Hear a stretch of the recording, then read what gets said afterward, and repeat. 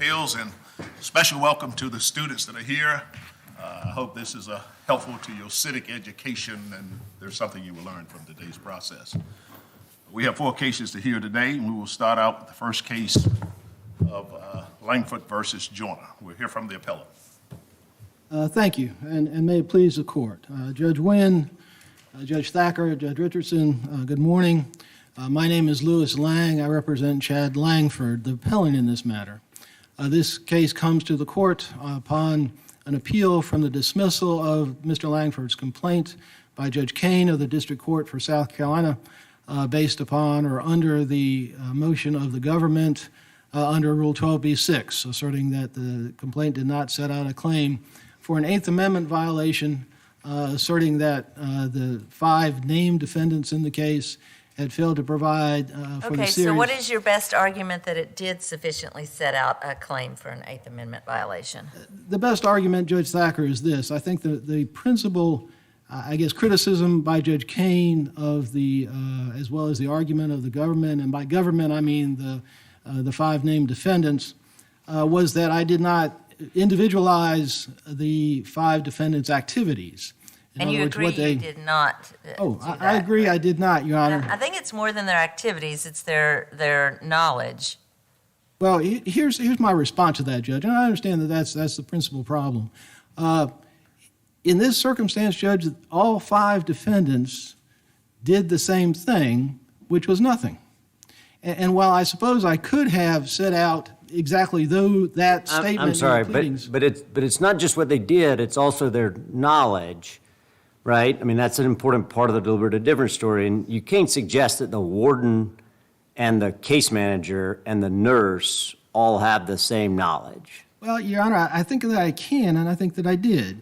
And the reason why I did it that way is because... Where do you even suggest that those people with wildly different jobs would have had the same knowledge? Here's the assertion, Your Honor, is that during this course of time, from March 20 until March 28, all of these 5 defendants saw my client in increasingly serious medical distress. How do we know that the warden saw your client? Well, that's the assertion in the case, Your Honor, that they all know, and I would... Where in the complaint? Where? But give me what's the paragraph? I would invite the court's attention to page 7. Page 7 of the joint appendix or the complaint? Sorry. Of the joint appendix, Your Honor, I'm sorry. Okay, so page 3 of the complaint, JA7. In fact, a better... Paragraph which? A better paragraph would be page 9 of the joint appendix, paragraph 16, where I say, and I quote, with knowledge of Langford's dire medical condition, defendant... Well, that's just a conclusion, right? That is a conclusion. That's not a factual allegation that the warden, the nurse, the case manager, that each of them had any particular piece of knowledge whatsoever. Well, let me back up just for a minute, Judge Richardson, and talk about the assertion... But before you back up and move to a different topic, do we agree that there's no allegations that these individuals all had the same knowledge, or what knowledge any one of them had? Well, again, Your Honor, I think there is a disagreement that each had the same knowledge of the worst... All right, well, point me to where is it. Let me rephrase it then. Is there any paragraph other than 16 in which you believe that you have properly made that allegation? Let me invite the court's attention then to page, this is Joint Appendix page 7, paragraph 8. And that starts with, from the time of his return from FCI Estill, to FCI Estill rather, on March 20, 2018, until his admission back at HRMC on the 28th, Langford continually brought to the attention of the defendants and other members of FCI Estill staff whose identities are unknown. Which ones? That's the challenge, right? Is that like, that's why I say I can't tell whether that's the nurse, the case manager, the warden. I mean, I don't know whether he's talking to the warden on a regular basis or... Well, again, Your Honor, and I could have done it more specifically, I understand that, but again, we're at the pleading stage, and while there are lots of levels to pleadings... Judge Richardson's question, we're talking about a Bivens claim. I understand that, Judge The question Wynn. is that don't you need to plead each defendant was personally responsible for a constitutional violation? In looking back at Iqbal and looking back at Twombly... I don't want you to look back. I want you to think about Bivens in terms of what Bivens requires, the specificity here, and do you meet that standard here, especially with the non-medical defendants?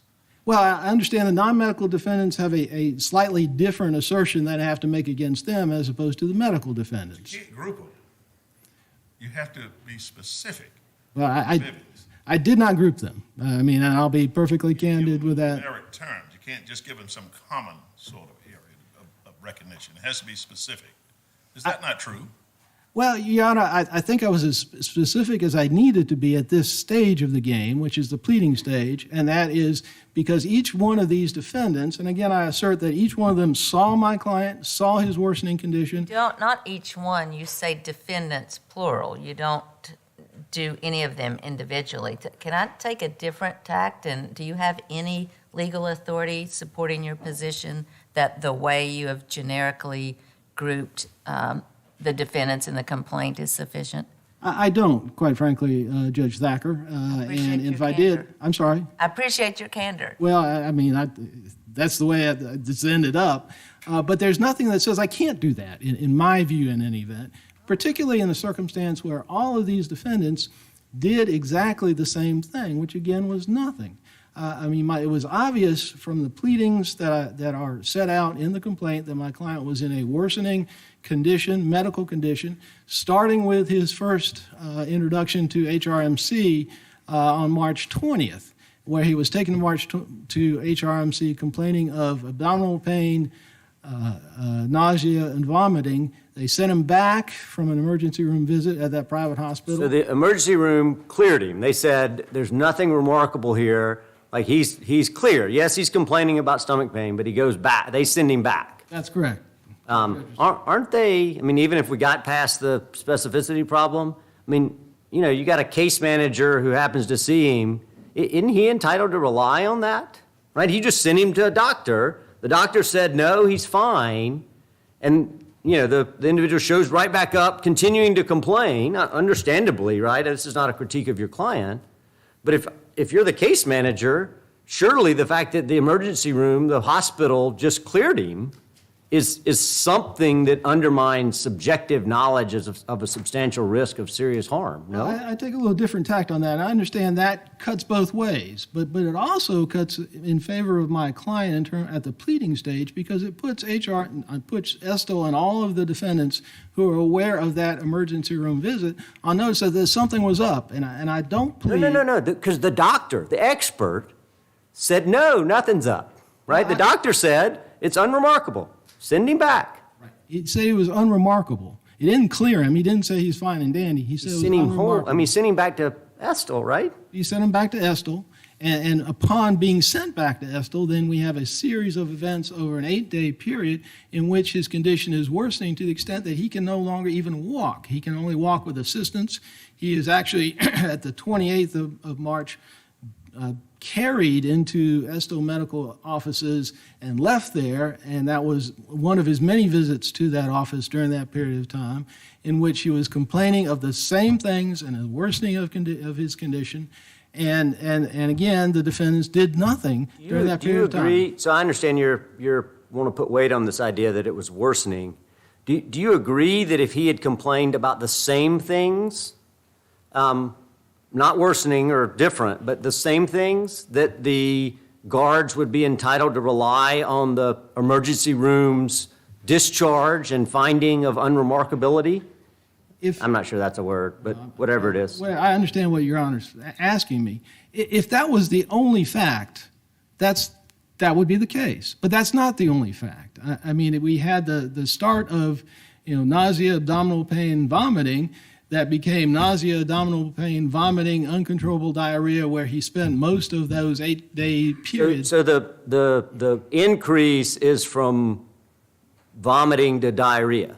Like that's the move. Like what's the evidence that you include in the complaint that it was worsening? Just that he didn't have diarrhea before and he got diarrhea after? Yeah, excuse me, Your Honor, he complained about excruciating pain, not just abdominal pain, but excruciating pain.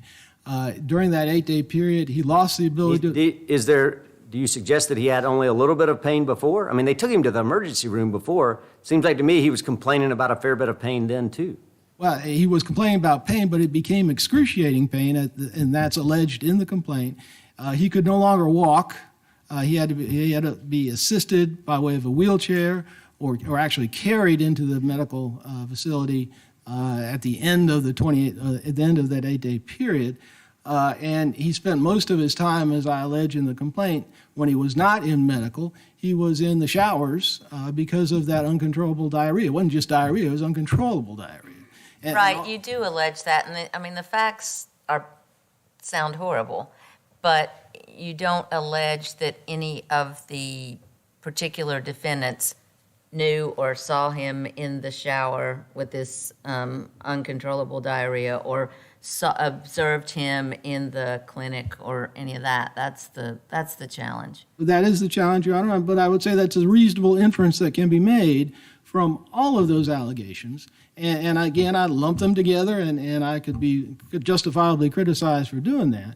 But at the same time, though, I had a situation where I have these 5 acting defendants, and others unknown, that did, and I don't mean to beat a dead horse here, did exactly the same thing, which was nothing, in response to my client's increasing pain, increasing symptom and symptomatics that he was expressing, and that were clearly observable, as I allege in the complaint. And taking all those... The problem you have there is you're dealing with the non-medical defendants, at least. They're permitted to rely upon what the medical authorities are telling them. And so I think there's a serious differentiation between your argument that, as it might apply to non-medical defendants as opposed to the 2 medical defendants you do name, but you don't specify as to what they're doing.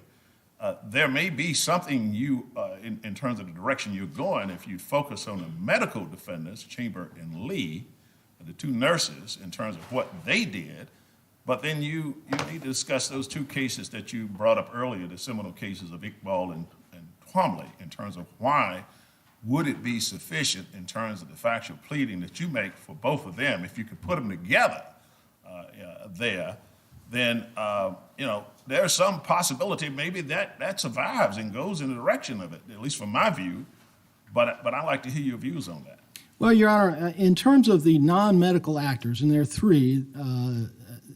I was trying to move you away from the non-medical actors, Okay, but right. if you want to stay there, you Well- stay there. I don't know if you've been listening to the questions on this bench, and I understand your position on it, but I move you to the medical defendants. But if you want to stay with the non-medical defendants, you are certainly privileged to do so. Well, I was just going to make one comment on the non-medical, and So. the non-medical. I have to establish that there was a conscious neglect on their part and knowledge of the doctors or physicians. I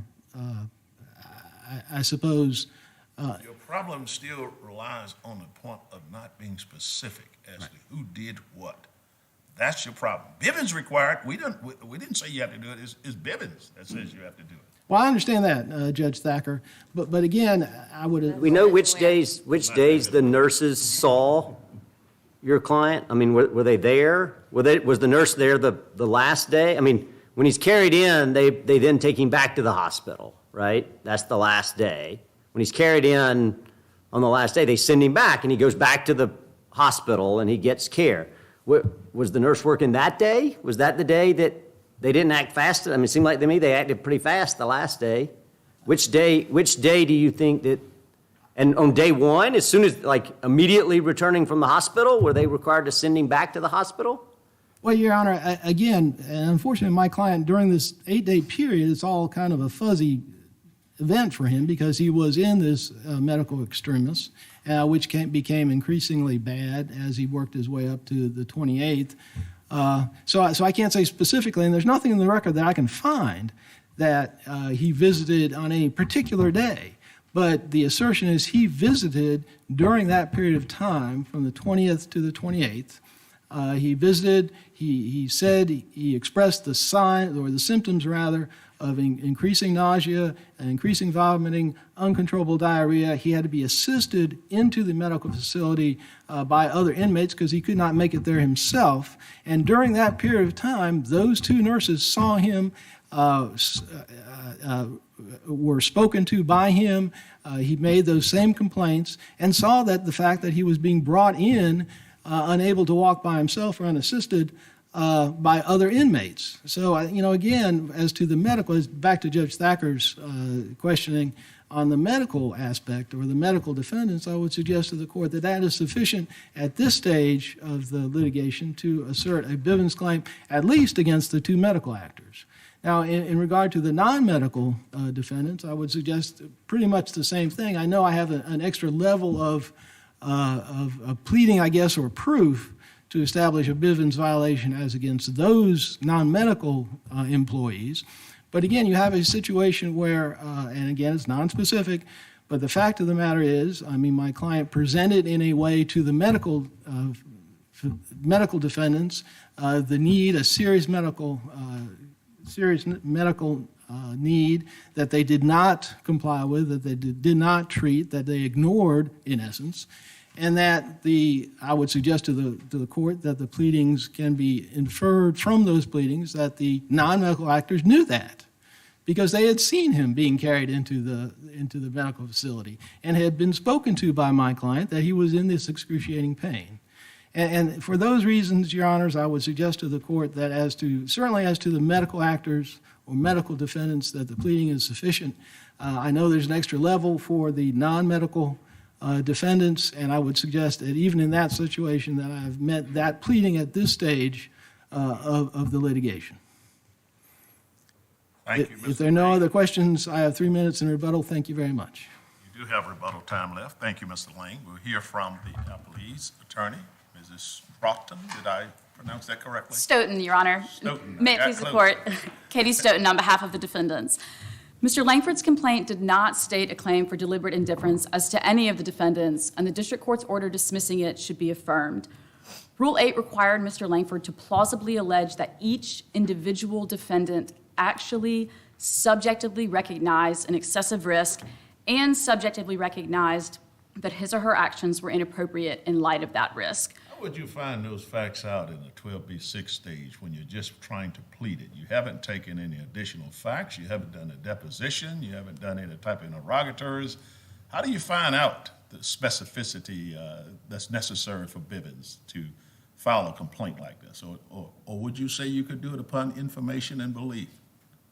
Well, Rule 8 is an admittedly low bar, and so it doesn't take much to get you to a Bivens claim, but Bivens itself, deliberate indifference itself, is a high standard. And so to the questions you were asking earlier, there's got to be something to put these defendants on fair notice of what their actions were, what the alleged constitutional violations were, when those violations were committed. And here, there's none of that. All we have is the defendants, the defendants, the defendants. But I think Judge Wynn's question was how is appellant supposed to get that level of specificity at this stage when we haven't had discovery? Well, he was present when all of this happened. And so if he went to see the nurses in the medical offices, he could allege, it doesn't have to be as specific as the date or the time, but it has to be, I saw Nurse Lee in the medical office, presented these symptoms, and this is what happened. And so in terms of specificity, date, time, location aren't necessarily required, but again, there has to be enough to put the defendant on notice. I, as the plaintiff, went, this is how I interacted with you, this is how you responded, and that's what I think was a constitutional violation.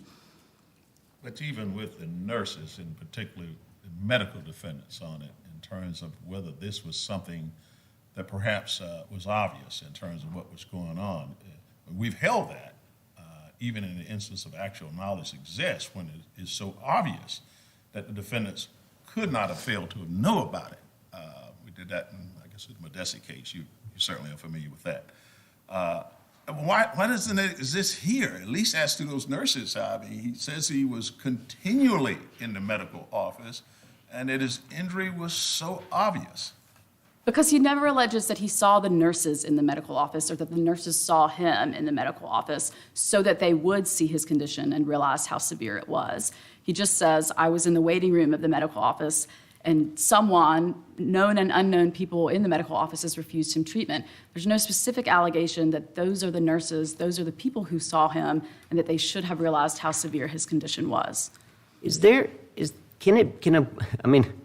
I'm not trying to make sort of a bright line rule, but it seems odd to describe stomach pain as being so obvious that it requires medical care when he went to the hospital for the same stomach pain, and the hospital, who are more experts than the nurses, say he's clear. And maybe he develops diarrhea that he didn't have before, although exactly why it's worsening is certainly not different in kind, it might be different in degree. How would that be so obvious that a nurse or certainly a guard would be on notice that he needs to be taken back to the hospital? Well, he alleges that it's worsening in degree, and we have to take that as true in the complaint. So, it's very fact specific, but if he comes back from the hospital and he can walk and he's interacting with people and he's fine, and then a few days later he's immobile in the showers with uncontrollable diarrhea and he can't walk and he needs inmate assistance and he's in a wheelchair, at some point it should become obvious, at least to the medical professionals, that his condition has worsened since he came back from the hospital. Well, you hit the nail on the head when you said, we're stuck with what he says in this complaint. We have to take that as true. He says that's what it was. What's important here, you says he out in this waiting room, but he alleges that it was the defendants that he saw, and he only names 2 nurses. Why is that not enough to state a plausible claim, at least insofar as the nurses? Because there's only 2 nurses that he saw. And he says, I saw the defendants, and he only names 2 nurses as the defendants. Well, he says he saw the defendants, which is all 5 named defendants and 4 unnamed defendants. But again, never. He wouldn't see the non-medical defendants for medical care, would he? Well, that's what the allegation in the complaint is, that he. We have to employ a little common sense here. No one's going to say he saw the warden because he had a stomach problem that needs some help. I'm just trying to, as you said, Rule 8 does set this bar. Then you have deliberate indifference that raises a bit. And I don't want to push this to somewhere where it's, well, we're going to be so picky about this. He said defendants. He didn't say medical people. But let's say the 2 defendants are referenced as defendants here. And he said he saw them, and those 2 defendants are Chamberlain and Lee, I think, the nurses. Why would that not be sufficient insofar as the medical ones to allege a plausible claim? Because he never specifically alleges that he saw those defendants or that they saw him in the medical offices or would have or should have been able to see that his condition was worsening. But he argues this morning that all 5 of the. Help me understand, because when I read paragraph 9, I take Judge Wynn's point, but I don't read paragraph 9 of his complaint to allege that he saw any defendants in the medical waiting room, right? He says he remained in the medical office's waiting area for as long as he was allowed, and he was refused treatment or even an examination. But none of that refers to any given defendant, but even to the defendants as a whole, right? That's correct, Your Honor. The problem is, all he's arguing is that he continually brought this to the attention of the defendants collectively as a whole, but absent any allegation that all 5 of these defendants were in the same place at the same time and somehow acting in concert, it's not sufficient to put any one of them on notice of the alleged constitutional violations just to lump them all as a whole as the defendants in the complaint. I would point the court to the Sixth Circuit's decision in Marcellus, which is cited in our brief on page 10, which is almost directly on point here. It's a First and Fourth Amendment claim instead of an Eighth Amendment claim against federal agents, but a very detailed, long complaint in which they just repeatedly say the defendants. And the Sixth Circuit says that makes it impossible for those defendants to ascertain what particular unconstitutional acts any of the defendants are alleged to have committed. And that's the problem that we have in this case. I think this was dismissed with prejudice, wasn't it? Or was it dismissed without prejudice? It wasn't specified, and so the presumption is it was dismissed with prejudice. Meaning he can't go back and amend his complaint to That's correct, Your Honor. put that in there at this point. Yes, Your Honor.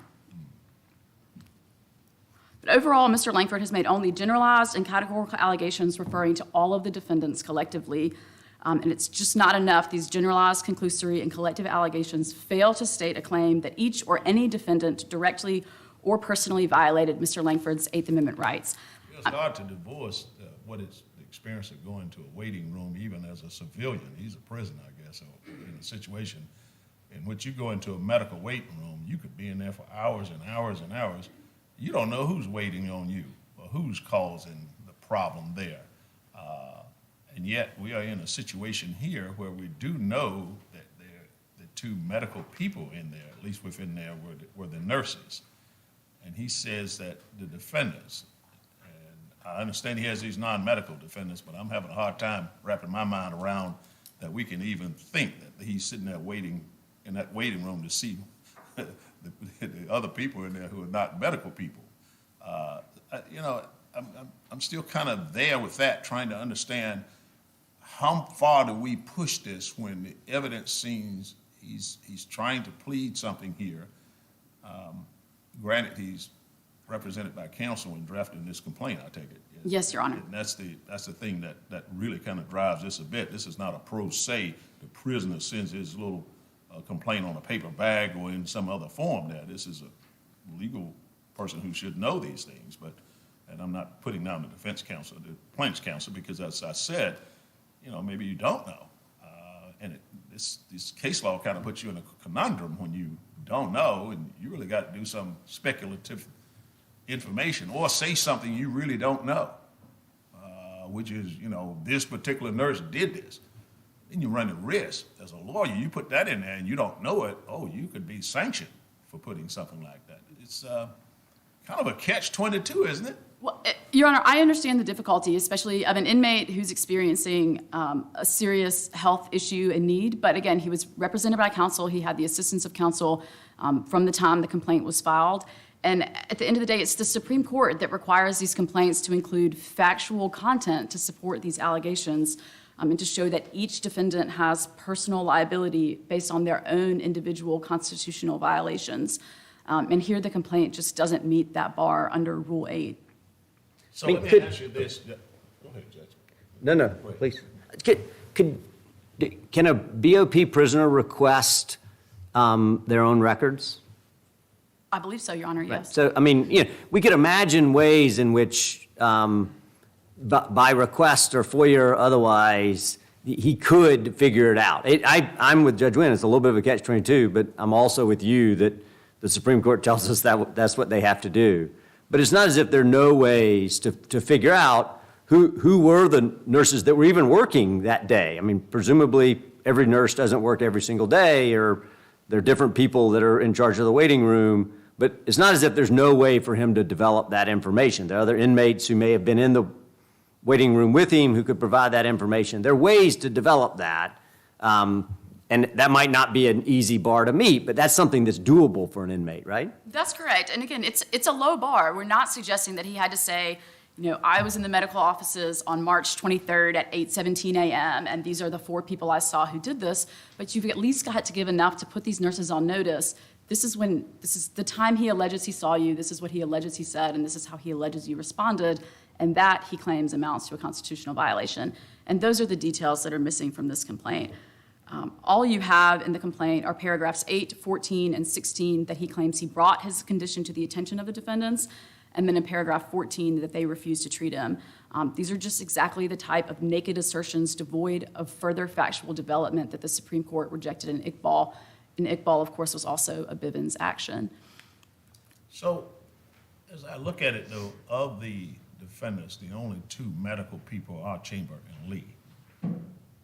He says he's continually out there in that waiting room, and repeatedly his condition is worsening, was obvious from his physical appearance.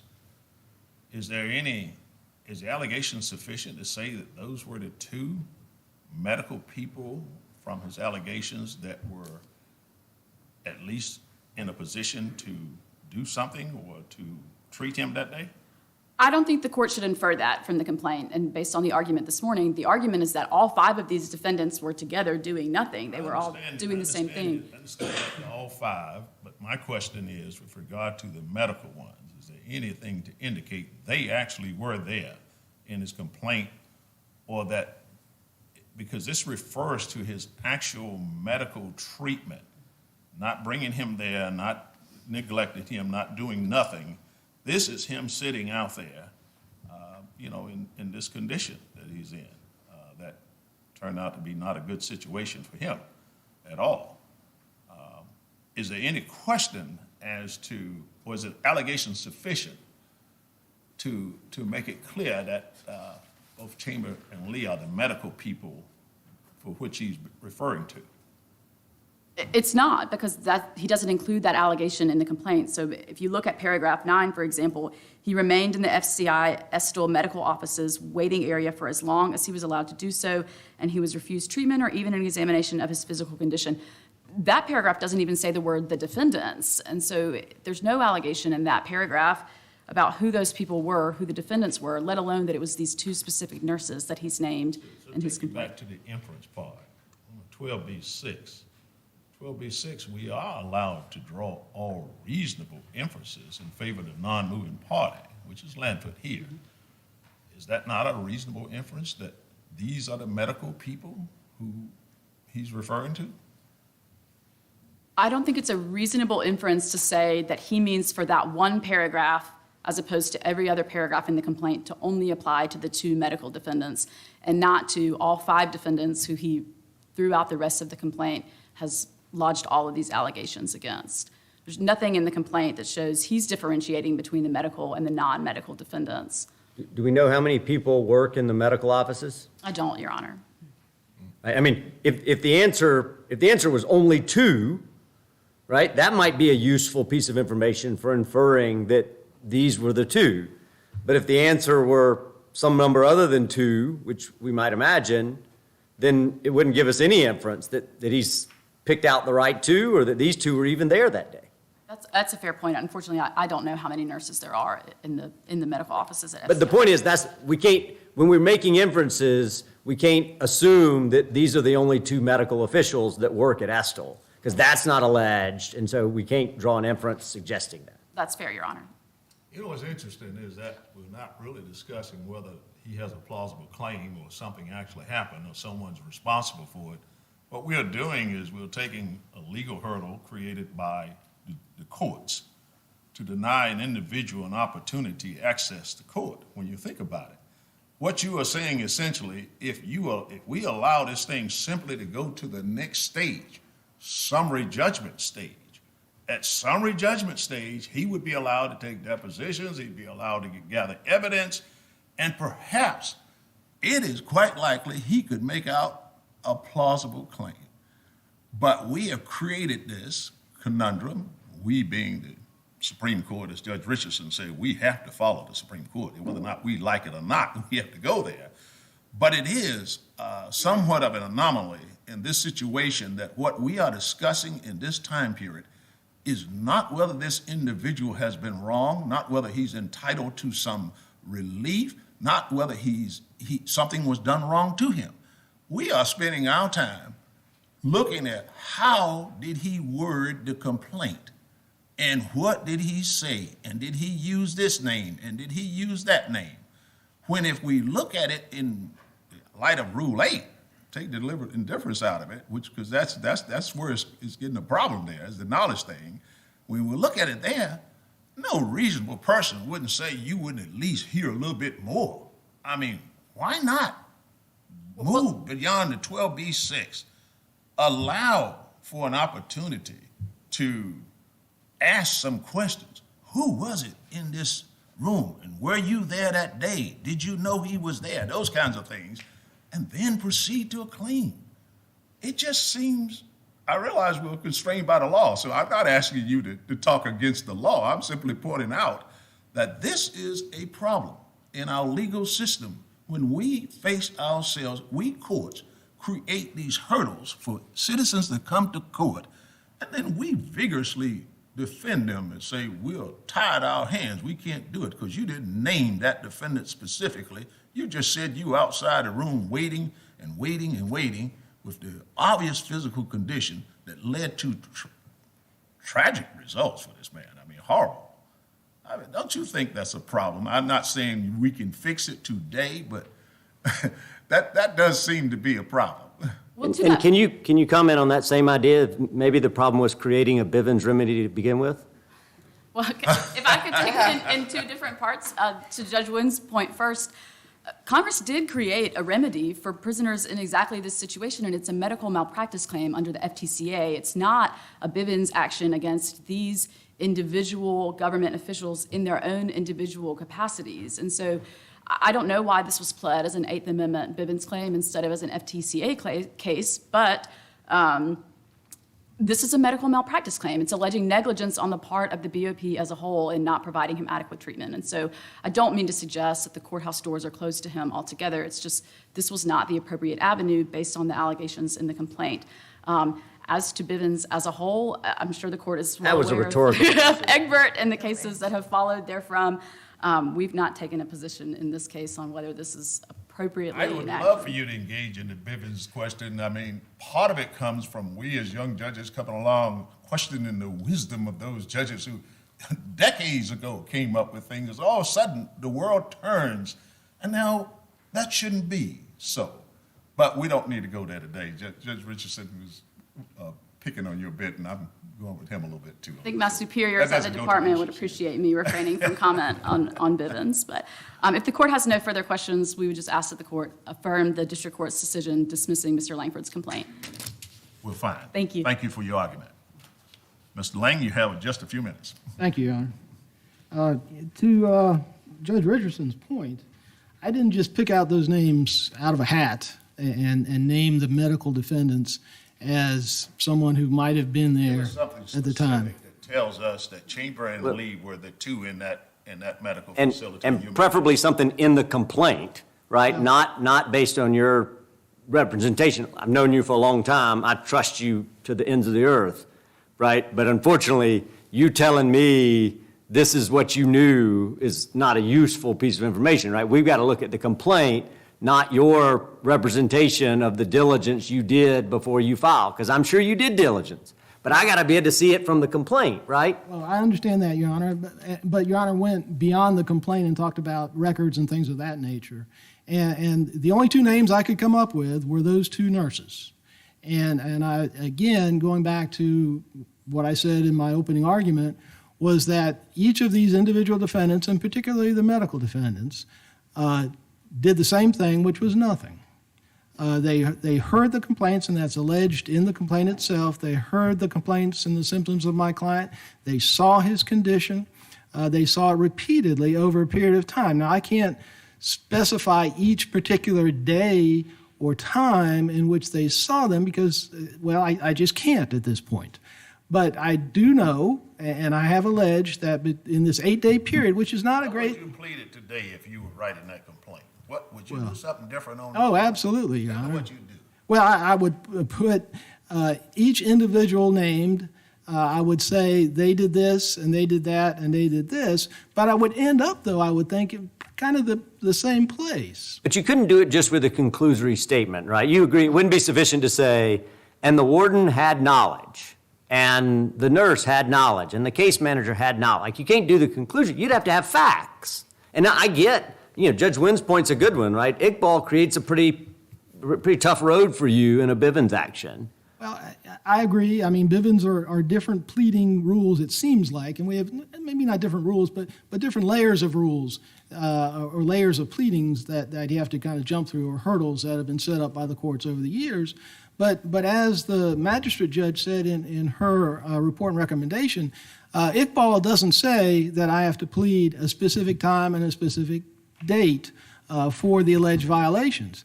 I got to get You it have in the to ballpark. plead it with respect to a specific individual's, like, knowledge and action.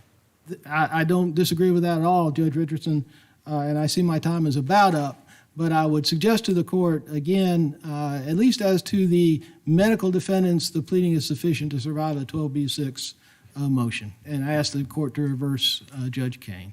Thank you, Your Honor. Thank you both for your wonderful arguments today. You know that the normal tradition of this court, somewhat unique. I'll tell the students that. Typically, this court, the three of us would come down, we would shake the hands of counsel and return to the bench. Not any court, or very few courts in the nation does that, but we've been doing that for decades. We've stopped doing it during the COVID season, and for good reason, for our health and for yours, but we look forward to the opportunity to do it in the future. So accept our virtual handshakes and, with our pleasure. Thank you, Your Honor. We'll move to the second case here. Marco Resources versus Federal Insurance Company.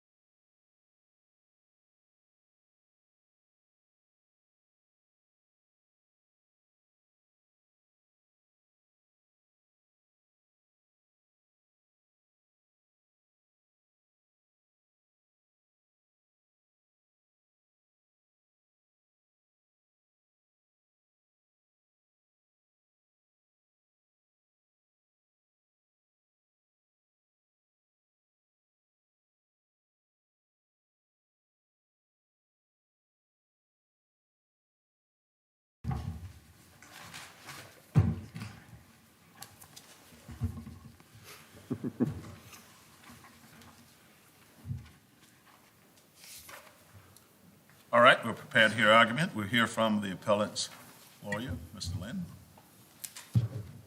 Good morning, and may it please the court. Albert Lynn on behalf of Appellant Ramaco Resources. I have with me at council table my colleague David Parker. This insurance appeal concerns the district court's modification of two categories of damages awarded by the jury. First, contract damages, and second, damages for aggravation and inconvenience under West Virginia's hayseeds doctrine. At a minimum, we ask this court to restore what the jury awarded. We believe the district court misread the policy as to contract damages and misapplied West Virginia law as to hayseeds damages. Tell us about the facts a little bit. You got these 3 silos. It's an interesting case. Yes, Your Honor. So, At least factually, the law is a little bit complicated to back over, but tell us about just a 2-minute factual. of course, Your Honor. So factually, what we have is basically a coal processing facility.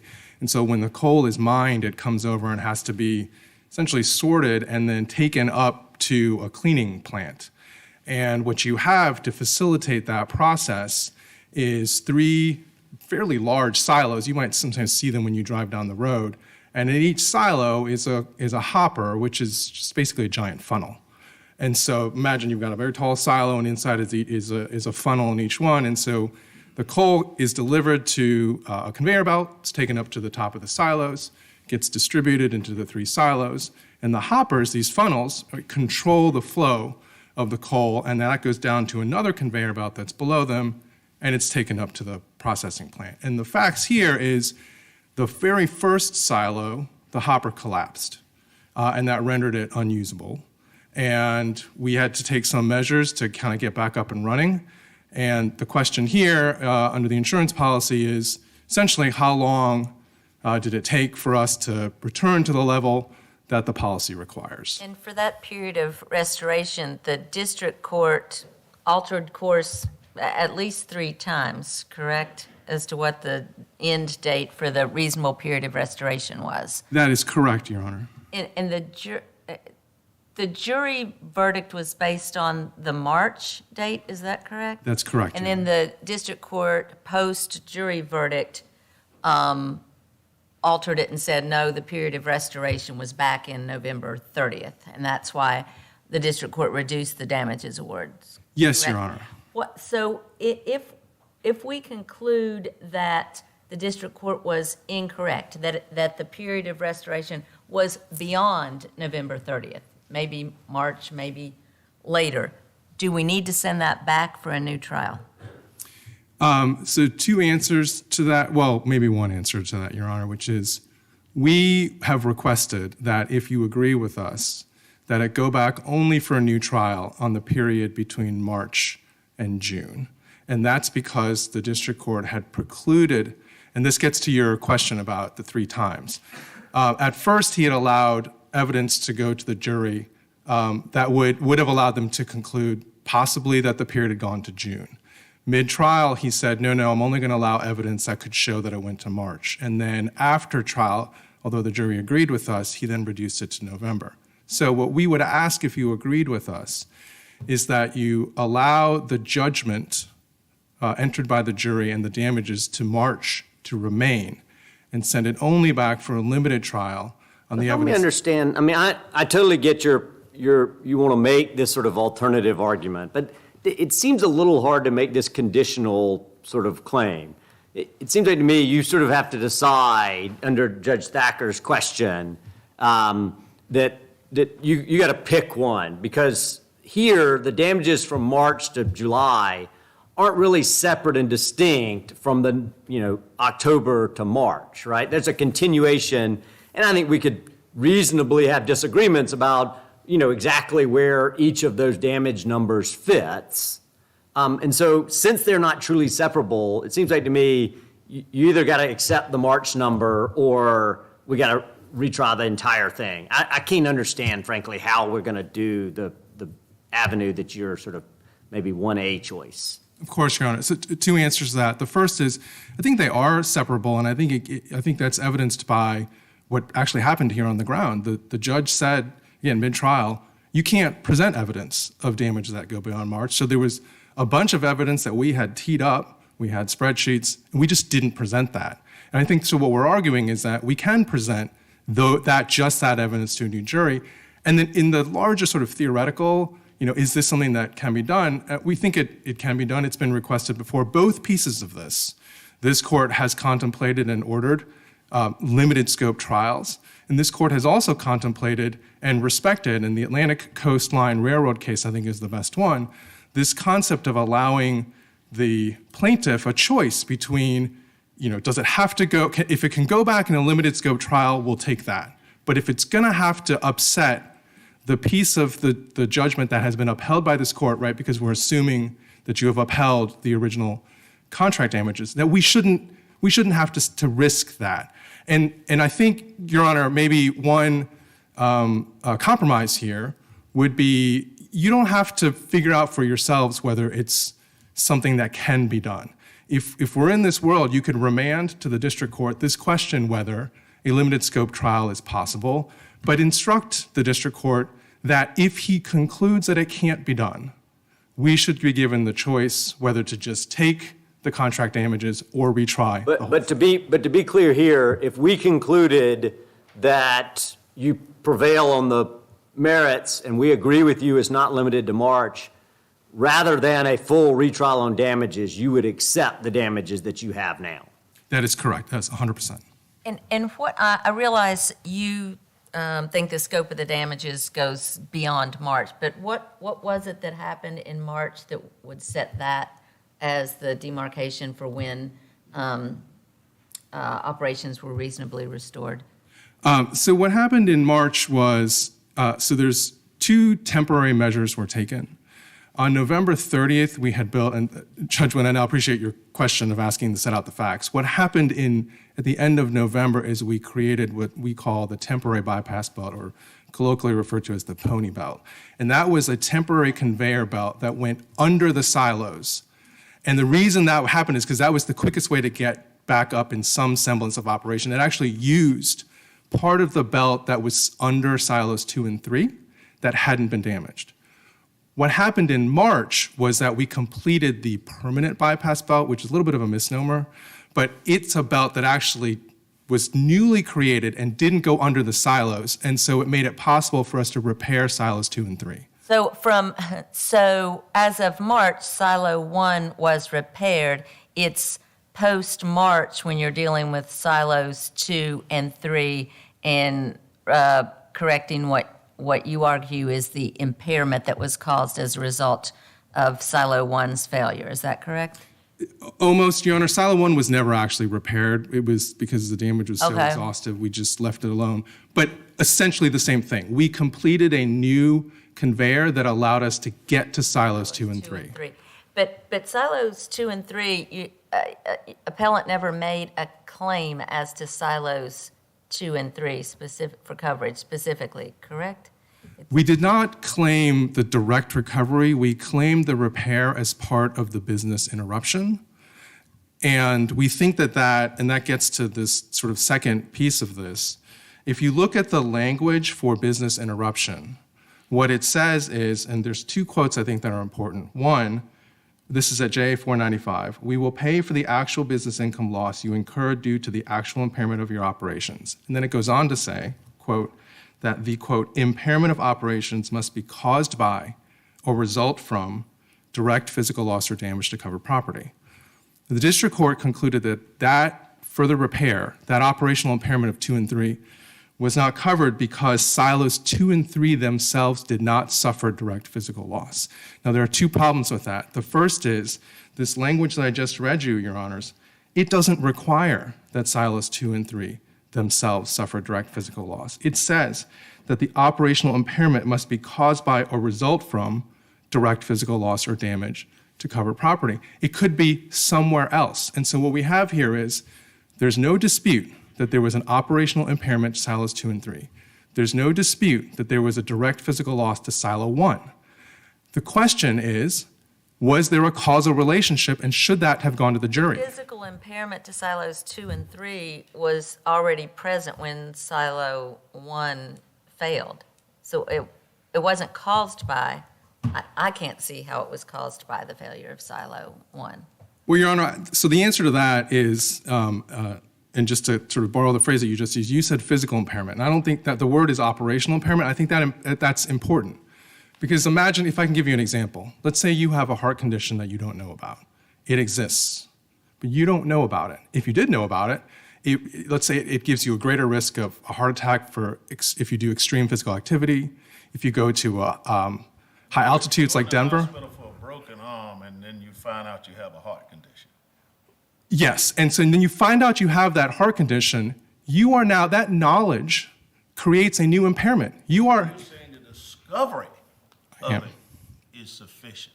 It's sufficient that what happened with Silo 1, which I understand you eventually destroyed, is if that brings you to the scene to cause you to then look at 2 and 3 because actually remain silent, and then you discover there's a safety problem, that's enough?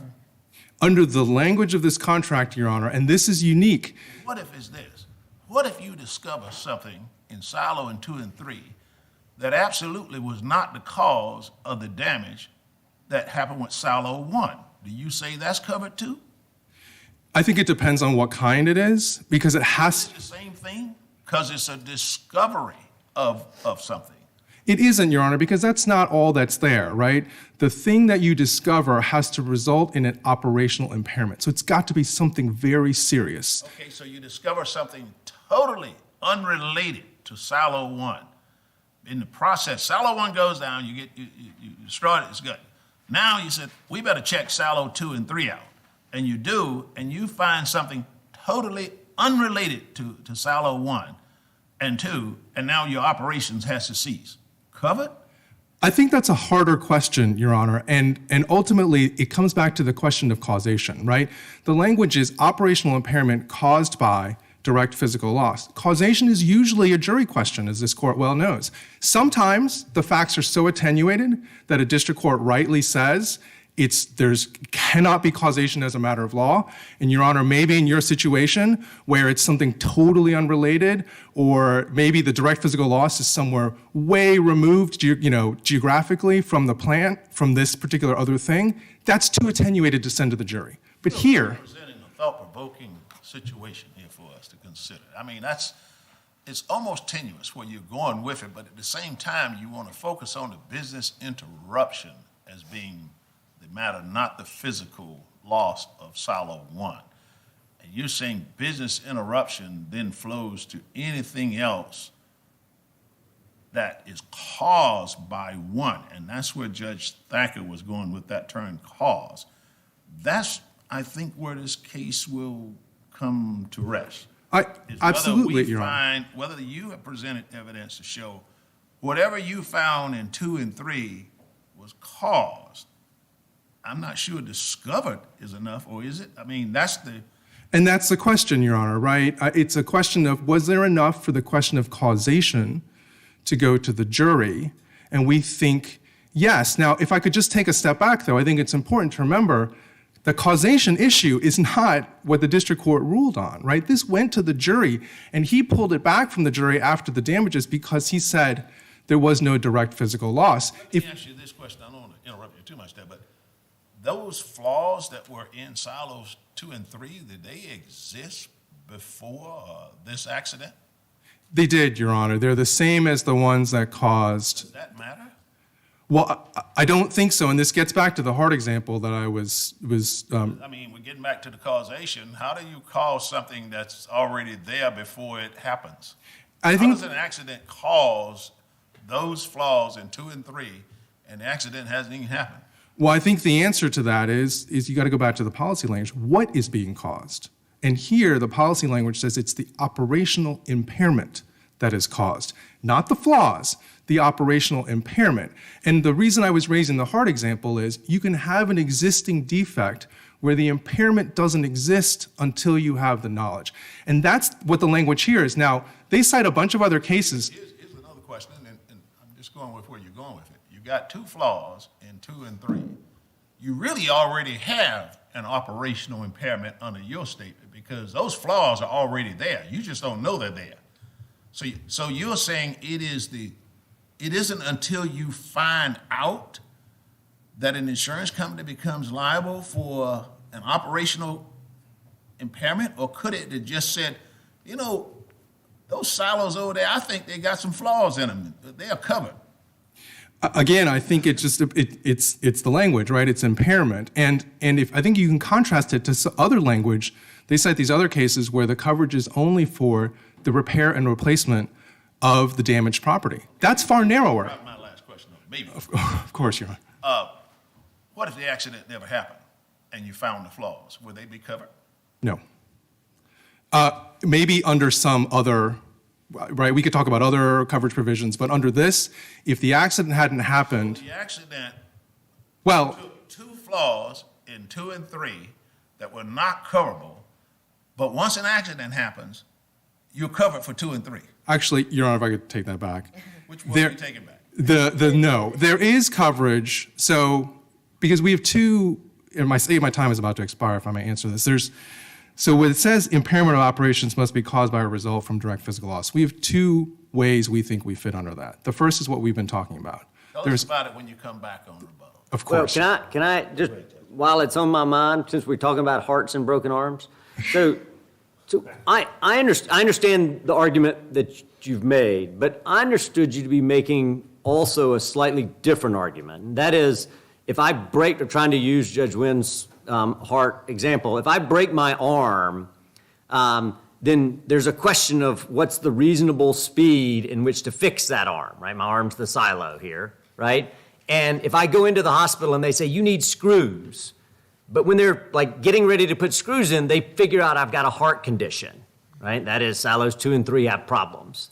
And so the doctor says, I can't put screws in because of your heart condition. And so now it's going to take longer for my arm to heal because of my heart condition, right? That, in other words, the reasonable speed to heal, they can't put screws in, so it's going to take longer. And so I thought you were making, as the alternative argument, that 2 and 3 interfered with the reasonable speed to get operations back up to where they needed to be, not necessarily that 2 and 3 are their damage is covered. It's just that delayed your reasonable speed in fixing the operations from the loss to 1. Am I missing that? Or did I not articulate it clean enough given our medical example?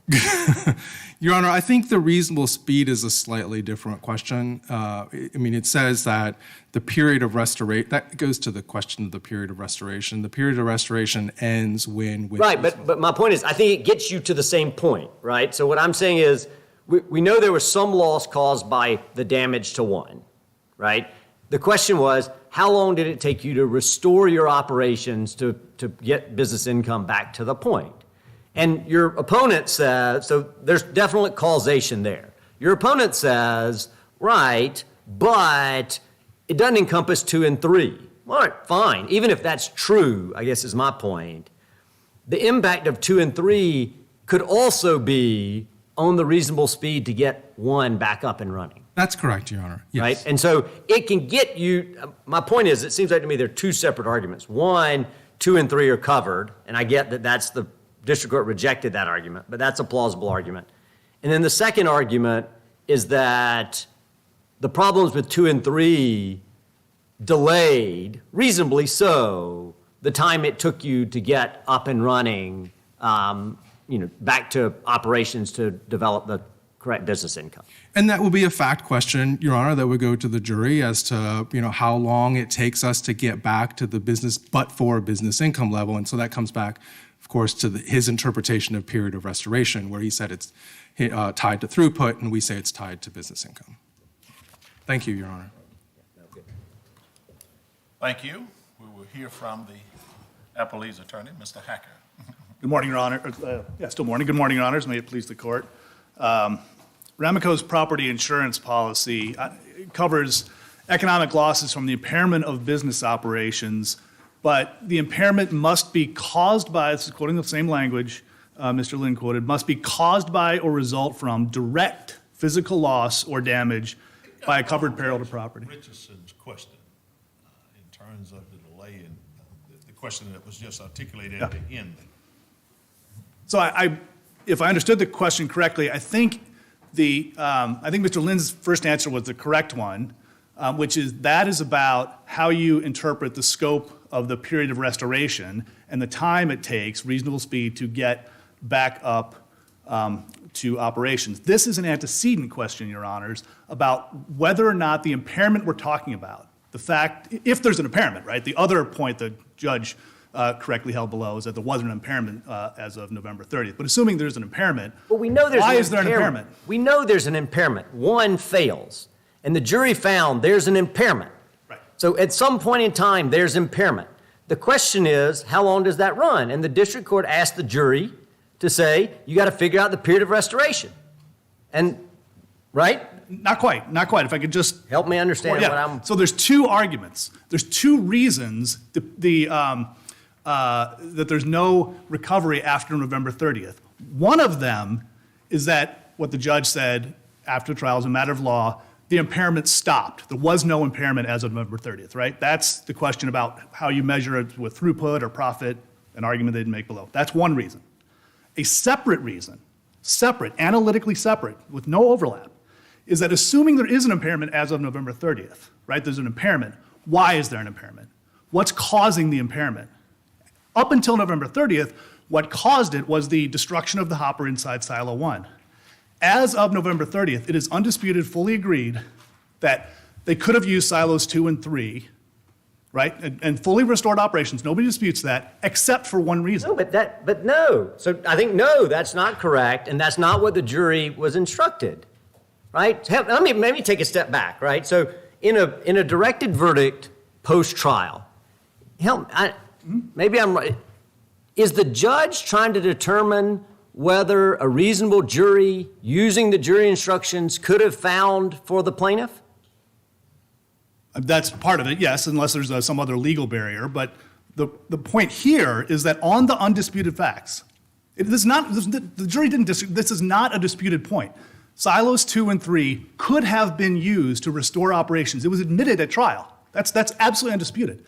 The reason they weren't used is that, and this is also undisputed, they decided to make an upgrade, right? They made an upgrade, and it's a legal question as to whether or not the decision to make an upgrade was caused by the collapse in Silo 1. That's a factual question, right? Because there's a question of whether they could have been, whether 2 or 3 could have been used. You might well argue to the jury, listen, reasonable speed would have been to use 2 and 3.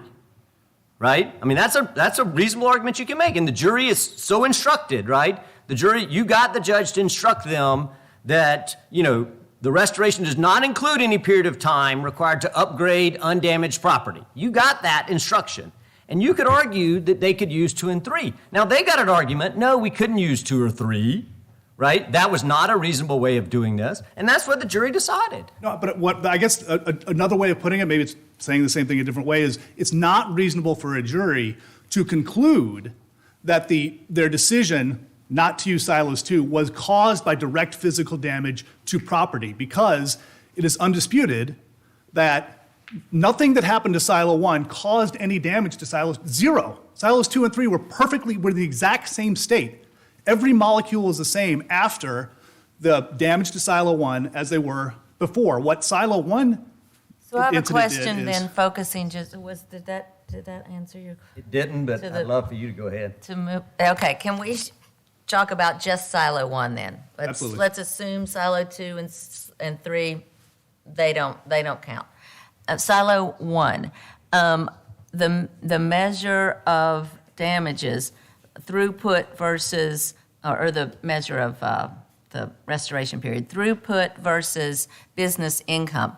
Why is it throughput versus business income or profits when it clearly says business income in the policy? So 2 answers, and my first answer is that's not an argument that is presented in this case. They didn't raise it below. It's unambiguously waived.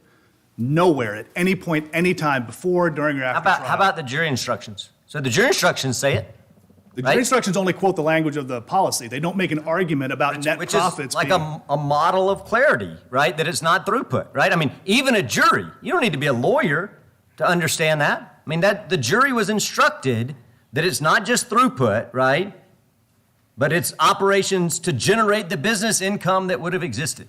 Right, but they didn't make an argument. There's no economic expert, there's no accounting expert who came in and said to the jury, again, before or after trial, that here's what the net profits were beforehand, here's what the net profits would have been afterwards. They argued to the jury, based on the instruction, they argued to the jury that what matters is the operational level, and there was a fight between the parties over how you measure the operational level. And that was the only fight, both before, during, and after trial, as to how you correctly measure the operational level. Here's what they say. You can look at their summary judgment brief at pages 89 and 90 of the joint appendix, where they say, this is them, in their summary judgment brief. Here, the period of restoration is measured by operations, not by repair or replacement of property. That's what they say there, because that was the fight Right, at but summary judgment. that's just a question of whether operations means output or operations means like output with similar expenses, And they right? never That's made why that they focus on expenses, right? Because the spot price of coal is going to change, right? And so the revenue number, they can't change that number, right? Because whatever the price of coal is, the only thing that's changing business income for them is expenses. And so that's why they're saying we're having to get rid of shifts and we're going to have to bring people in and we're having to pay people to do these things.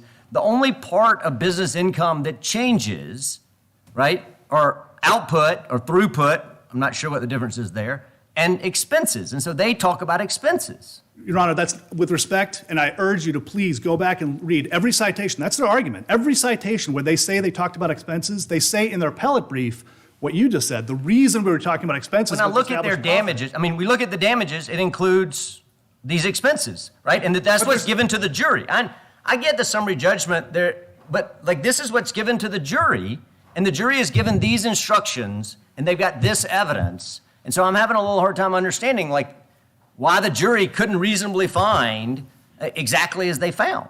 Because as to expenses, the reason they're arguing to the jury what the expenses are is, remember, extra expense is a covered item of damages. They're trying to establish what their extra expenses were, not to net them out from the revenues. There's no argument anywhere about netting it out and what the net profits were beforehand and what they hypothetically would have been absent. They never make that argument. The expenses are in the record because they're trying to recover extra expense, which they're entitled to if they prove it. So they tried to prove it. Nowhere do they make a netting kind of argument. It just doesn't exist, Your Honor. So if that's true, your argument is we should pretend that this contract says something it doesn't. I mean, we don't typically like interpret legal things that way, right? When we're just going to pretend it says throughput because you think they didn't specifically make the argument enough. But we don't do that with statute. We don't do that with statutes, right? If somebody gets the statutory interpretation wrong below, right, the legal question comes to us, we interpret the statute because it's a question of law, right? This is a contract that's like unambiguously clear, at least in my opinion, and you want us to just say, because they didn't quite make the argument, that we should say it means something it plainly doesn't. So a couple of points. First of all, it's absolutely the core foundation of appellate practice. It's not a court of first review. This is not the place for the first time in this litigation to be evaluating what that language provides and how it applies to the facts of this case. But it That's matters point we're one. looking at a directed verdict, right? So the question is, because the jury was instructed by the plain language, right? And so we're just looking at what the plain language was. But the jury wasn't given the tools. There's no testimony about what net profits were before, how you do the net profit analysis, which expenses count as part of the net profit versus extra expense. Remember, extra expense is separately recoverable. On this theory, you would have to sort out, otherwise you could have double counting, right?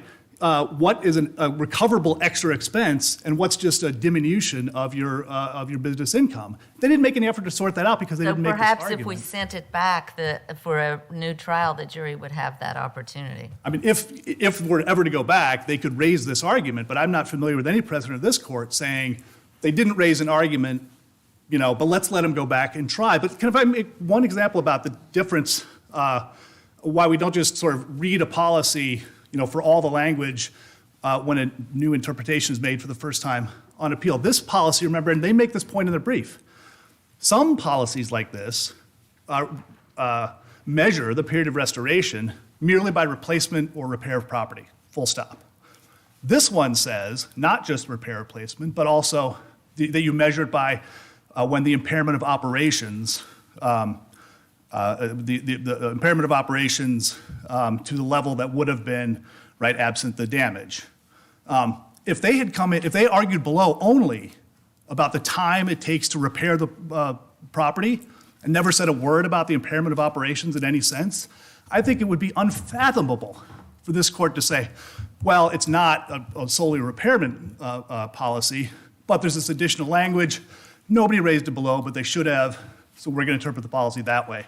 That doesn't make any sense in this court's precedent. Let me just make sure, did you object to the jury instruction? I mean, are these your jury instructions? The jury instruction just says, just quotes the policy language. I understand, but you agree that you didn't object to these jury instructions? Not on this point. We said the jury can have the policy language, that's fine. And then the parties argued to the jury how the jury should apply that language. Not just the policy language, right? Because you had them, you included the period of restoration does not include any increased period of time required to upgrade or improve undamaged property. That's the interpretation, right? So I get that's not in the language itself. Right? You convinced the district court to include that, maybe rightly or wrongly. That's the argument we went through before. But, that's not the language, right? You're putting in your defense, right? You gave the jury your defense, but otherwise the jury got the policy, which seems abundantly clear.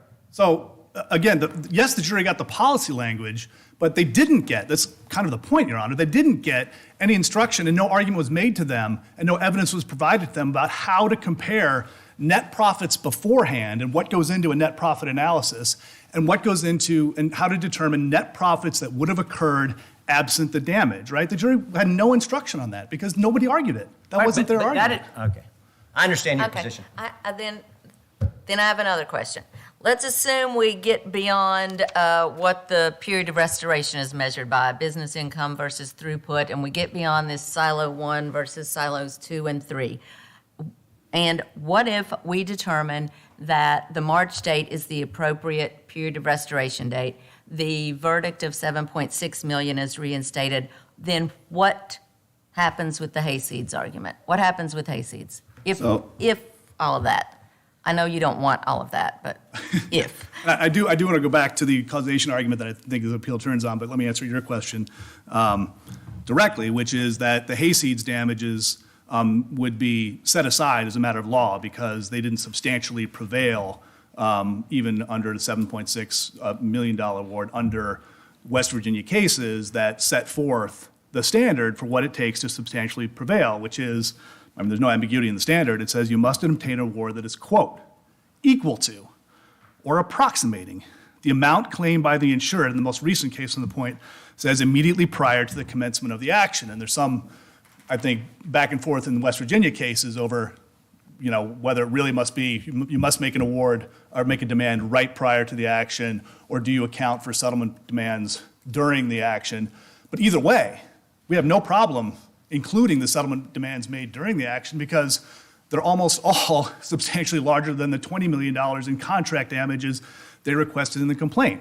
They were $32 million, $25 million, and then finally. Why do you say $20 million in contract damages? I took the settlement offer to be contract and hayseeds damages. No, this was in the complaint. In the complaint, they said our contract damages. All right, but whatever the number was that they offered right before, during trial, I took that number to be an inclusive number.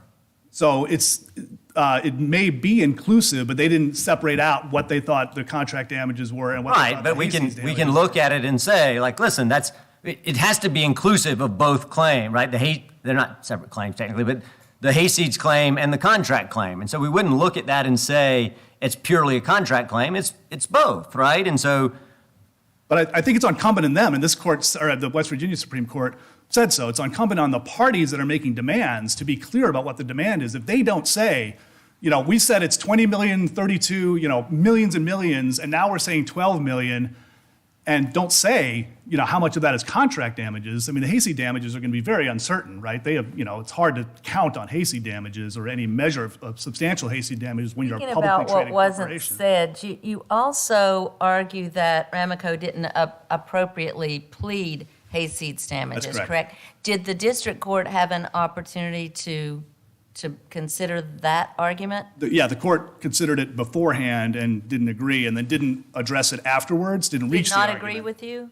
That's The correct. district court? Okay. Beforehand, which is part of when Ramaco is citing points at which the parties, agreed that there would be hayseeds damages, because the court had not agreed with us. I think the court was plainly incorrect about that. But also, the parties were talking about attorney's fees under hayseeds, which they unambiguously did request. So the negative pregnant from that is they specifically want attorney's fees, hayseed damages. They never say a word about aggravation or inconvenience until just before trial. And so it was not pled. We were on no notice that we needed to take discovery and factual development as to the nature of the emotional sadness and suffering this publicly traded corporation experienced. Without that notice, it's not fair to impose aggravation or inconvenience damages on us. If I could just return to the causation question, because I think Can I ask one more question on hayseeds, right? You say it must be equal to or approximate, but the language that I focused on was substantially prevails. Yeah. And those are obviously like very different, right? You say it must be equal to or approximate to the demand, and at least some West Virginia Supreme Court has said substantially prevails. Why is it not substantially prevails and instead equal to or approximate? So it is substantially prevails, but the West Virginia Supreme Court has, without exception, said that a plaintiff, an insured, substantially prevails if, but only if, they get an award or a settlement equal to or approximating. The cases are Jones, they're Miller versus Flaherty, they're Jordan, they're the Hardin case that they cite. Every case is, there's no ambiguity about this. That's the standard for when you substantially prevail, is you have to get an award or settlement equal to or approximating what you demanded, looking all in at the demands. I'd like to hear your argument about the 25 million being punitive versus just for aggravation and inconvenience. I think that's connected to the lack of evidence supporting 25 million as the outcome. The only inference is that it was based on passion and prejudice and must have been punitive, because literally the only evidence is their COO testifying that there was stress on the company and stress on some employees who are not plaintiffs here. The employees aren't claiming aggravation and inconvenience. It's a publicly traded corporation that says it suffered this emotional harm, and he just says it's stressful in various ways. But they didn't claim any net economic loss damages, remember? There's no financial stress proven. They admit that they were able to pay all their debts.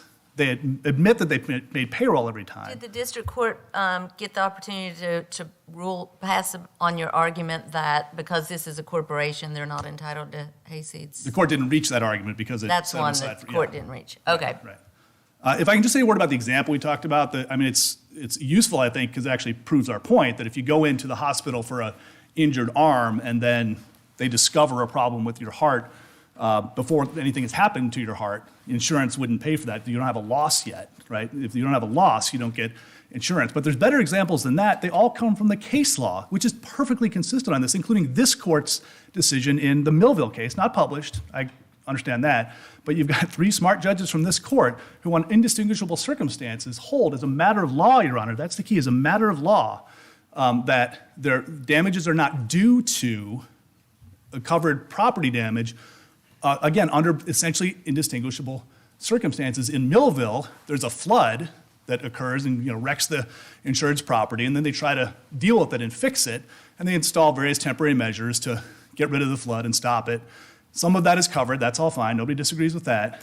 But then what the insured says is they realize in the course of this that their existing flood mitigation measures aren't good enough, and there's gonna be another flood, and there's gonna be more problems. And so they spend money to upgrade and install new flood mitigation measures to prevent the same thing from happening again. And this court, under West Virginia law, unanimously holds that that's not covered because those upgrades are not due to that property, parentheses, except in the sense that they became aware of it because they were investigating and trying to fix the prior problem. But being aware of a problem, for the reasons Judge Wynn explained, can't possibly be enough on these facts. Suppose they had inspected silos 2 and 3 and identified a completely different problem, Your Honors.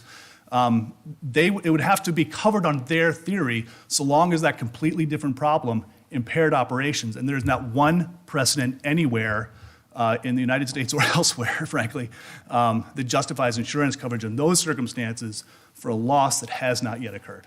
Thank you. Thank you, Mr. Hacker. Mr. Lynn, you have just a few minutes of rebuttal. Thank you, Your Honor. If I could pick up with the Millville point, I think the Millville case actually shows the importance of the language here. If you look at the Millville case from this court, the language in that case was it covered losses due to damage to the covered property. That is not the same language that we have here, which is an operational impairment caused or resulted by direct physical loss. So the issue in Millville was you had 4 pumps, those pumps were damaged. But the policyholder conceded that the damaged pumps weren't the reason why they couldn't pump all the water out. The reason they couldn't pump all the water out was that there was just too much water. So whether those pumps had been damaged or not, the flood would have happened and there would have been loss. So there, the loss wasn't due to the damage to the covered property, which was the language there. Here, we have very different language. Can you also address the waiver argument? Yes, Your Honor. So I think it's important to sort of reset and remember what Judge Richardson talked about with the posture that we're in. The posture that we're in is they got a jury instruction. This wasn't the directed verdict is not about an error in the jury's instruction. The jury was instructed on the policy language and they found in our favor. So the question of waiver is, did we raise this argument in the post-verdict briefing? That's the only place where this matters. And as Judge Richardson pointed out, we talked about things other than throughput. We say there are 5 reasons why the period of restoration question rightly went to the jury. And it rightly went to the jury because throughput was one of them, but a whole bunch of other stuff, stockpiles, canceled mining shifts, things that we would have had no reason to talk about, but for their effect on business income. And when my friend quoted the policy language to you, he paused and very carefully omitted the phrase business income. He said, operations were restored to their but-for level, right? We talked about operations. Everyone talked about operations. That's what's ensured the restoration of operations. But what does the policy language then say? To what level? Is there a difference? I mean, so it strikes me that the expenses in this case, given that it's a commodity, that the extra expenses and the business income restoration are sort of the same issue. It just happens to be here, right? Because your net income is going to be dependent on the extra expenses that you have to pay once you get throughput back to the same level. Of course, exactly. When you calculate the net income, you're figuring in the revenue and the expenses. So we don't think we waived it below. We talked about all of these things that would have had no relevance other than extra expenses. On hayseeds, on the question of substantially prevailing, I do want to make this clear. We think if we restore the contract damages to 7.6, that the district court's original reasoning is correct and we substantially prevailed. But we also think even if you don't restore it and it's still 1.8, we still substantially prevailed, and here's why. The Haydorn case from West Virginia says that this is not a simple mathematical calculation. You've got to look at the holistic context of the negotiations. And there's 2 things I think that are important here. The first is what Judge Richardson pointed out, that the settlement offers that we're talking about, 2.1 on the eve of trial, 11.8 over here, were all inclusive. And the district court found as much. He says that those were all inclusive, and I can give you the JA site if that's important. Hang on one second. Okay, I don't have it here easily, but he says in the, when he first ruled on it, that these were all-inclusive offers. And so, one, you have to consider, right, it's not just the contract damages, it's whatever the potential fees and the potential aggravation and inconvenience. But the second thing is that this West Virginia Supreme Court, it says you have to look at the context of the negotiations and how long it took. It took them 2 years to come to the table with even $100,000. And if I could just read one thing, the Jordan case from the West Virginia Supreme Court awarded hayseeds damages, and this is a quote, the insurer refused to offer any amount, much less a reasonable amount, until after the appellant's attorney was retained, the action was filed, and about 17 months had passed since the loss had been incurred. That's what we have here. Thank you, Your Honor. Both counsel, you heard me previously say we normally would shake your hand. We're doing so virtually today. We hope to do so personally in the future. Thank you both for fine arguments. The court is going to take a 5-minute recess, and then we'll come back to hear the final 2 cases. The Honorable Court will take a brief recess.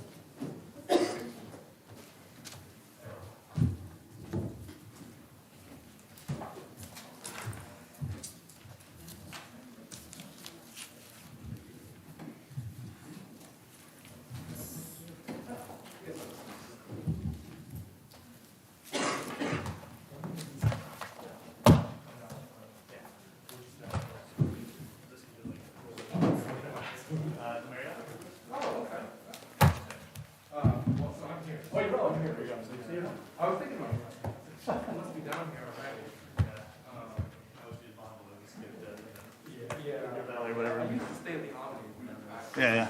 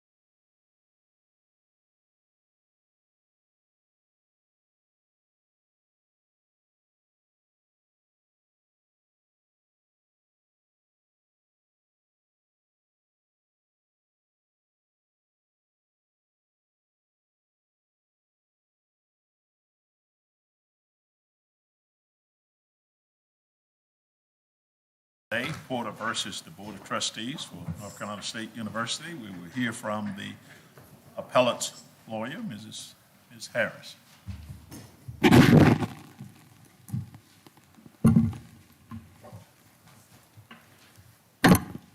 Good morning, and may it please the court, your honors. My name is Samantha Harris. I'm the attorney for the appellant, Stephen Porter. This case concerns the district court's dismissal of a professor's First Amendment retaliation claim. the court held both that the actions of NC State were not materially adverse and that Dr. Porter's speech was not protected. Both of these findings were in error, and at the very least were premature at the 12B6 stage before any factual record had been developed. Sarah said if you're comfortable, you can take the mask off. I think the distance is. Oh my gosh, I'm so sorry, I forgot. Do you? It's up to you. No, I would like to take it off. Did you hear what I said, okay? We heard you well. All right.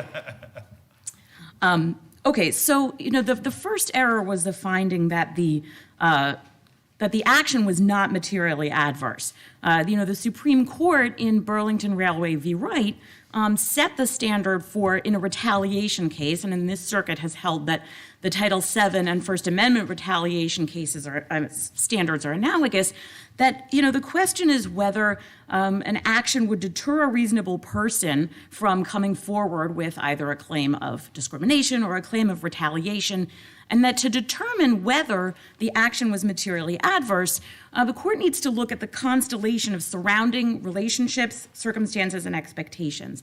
And the court emphasized that this can vary depending on the individual. So they used the example of a schedule change, which for an employee with a flexible schedule might not make a significant difference, but for a young parent with school-aged children might make a huge difference. And so, what the court needed to do in this case was look at the circumstances, expectations, and relationships in the university setting. And in the university setting, faculty are reviewed, tenured faculty included, not just on teaching and research, but also on their service to the university. And this includes things like sitting on committees and mentoring students. Your client is still with the university, is that right? Correct, yes. Still tenured. Yes. So the problem that you're bringing to us is a question of whether he's been in a position where he might be terminated or something could happen or. Well, yes. So one of his significant roles, he doesn't work with undergraduate students. So he teaches and he advises PhD students. And the number of advisees that he has dropped dramatically because he has been siloed in this sort of dying and under-resourced area of his department where he's unable to attract PhD students. How do we know that's the case? Maybe the number of people who want to be advised by him has dropped dramatically because of his commentary. Well, Your Honor, They don't want to be advised by him. That's purely speculative. I mean, the applications to the area, he is siloed in Aren't the allegations of isn't it just as speculative that it was in retaliation for his internal communications? Well, first of all, I would challenge the idea that they were purely internal communications. But, Your Honor, it's not speculative that's Some of them were purely internal communications, correct? Well, they were made internally, but they were concerning issues of public concern. So they were not purely just sort of the kind of employment concerns that this court and others have held to be sort of purely workplace communications and not issues of public concern. So, NC State made clear that it was removing him from his program area because of his communications and his speech, which they perceived as unprofessional. But, what we have pled in the complaint is that they perceived them as unprofessional because they disagreed with them. And the fact that someone subjectively perceives speech as unprofessional or disrespectful doesn't alone deprive it of Help us understand, just Thacker's question. So your allegations are, as far as an adverse action, is that they took steps to limit his access to PhD students. Yes. Right? And we know as a factual matter that he has fewer PhD students, but that's just the conclusion. Your point is that the limitations on what they did is the actual adverse action. The number of PhD students he has might be for a number of reasons, but the actions they took to limit his access to them, that's what's adverse. Yes, and I mean, those actions were very clear. I mean, they excluded him from meetings where advisees were assigned. They actually excluded him from participating in an important review process for some of his current advisees, and that was something at the time that he reached out and said, how am I supposed to have, a relationship with these advisees if I'm not taking part in this critical aspect of their PhD process? So yes, they took... So those would be adverse even if depending on how much effect they had, doesn't make as big a difference. The point is that's a limitation that would, in your view at least, deter an ordinary person from doing this. Yes, exactly, Your Honor. And the reason that I was talking about the fact that the advisees were down is because the district court referred to the harm as purely speculative. And obviously, since time has passed since the filing of the complaint, we're able to see that this has played out exactly as Dr. Porter feared when he went to his department head and said, it feels like, you're taking these actions to set it up so that, a few years down the road, when I don't have any advisees, you can say I'm not doing my job and fire me. But that sounds speculative, right? So like the few years down the road, you might fire me, but it seems like to me what I thought your adverse action argument was related to the PhD students today, and that if you're a faculty member, like advising students or teaching, that's sort of part of what your core job responsibilities are. Yes, exactly, Your Honor. And that goes back to the question that Judge Wynn asked in the first place was what was the adverse action? Because he's still there, he's still tenured, still teaching, and your response is that he has fewer advisees. Anything else? Well, our response is first of all, Clear with the question, we're dealing with an adverse employment action. And the court has been somewhat reticent in how we deal with those things. He hasn't lost, he has been demoted to the sense he's been tenured. He's tenured. He hasn't lost any pay or opportunity for promotion or advancement that's there. But so those are the kind of harms that typically when we're looking at adverse employment actions, so you're saying we should extend this to deal with situations in which the kind of adverse action Judge Richardson alluded to, he can't teach certain students. He can't teach he's not having access to PhD students, and therefore that's adverse.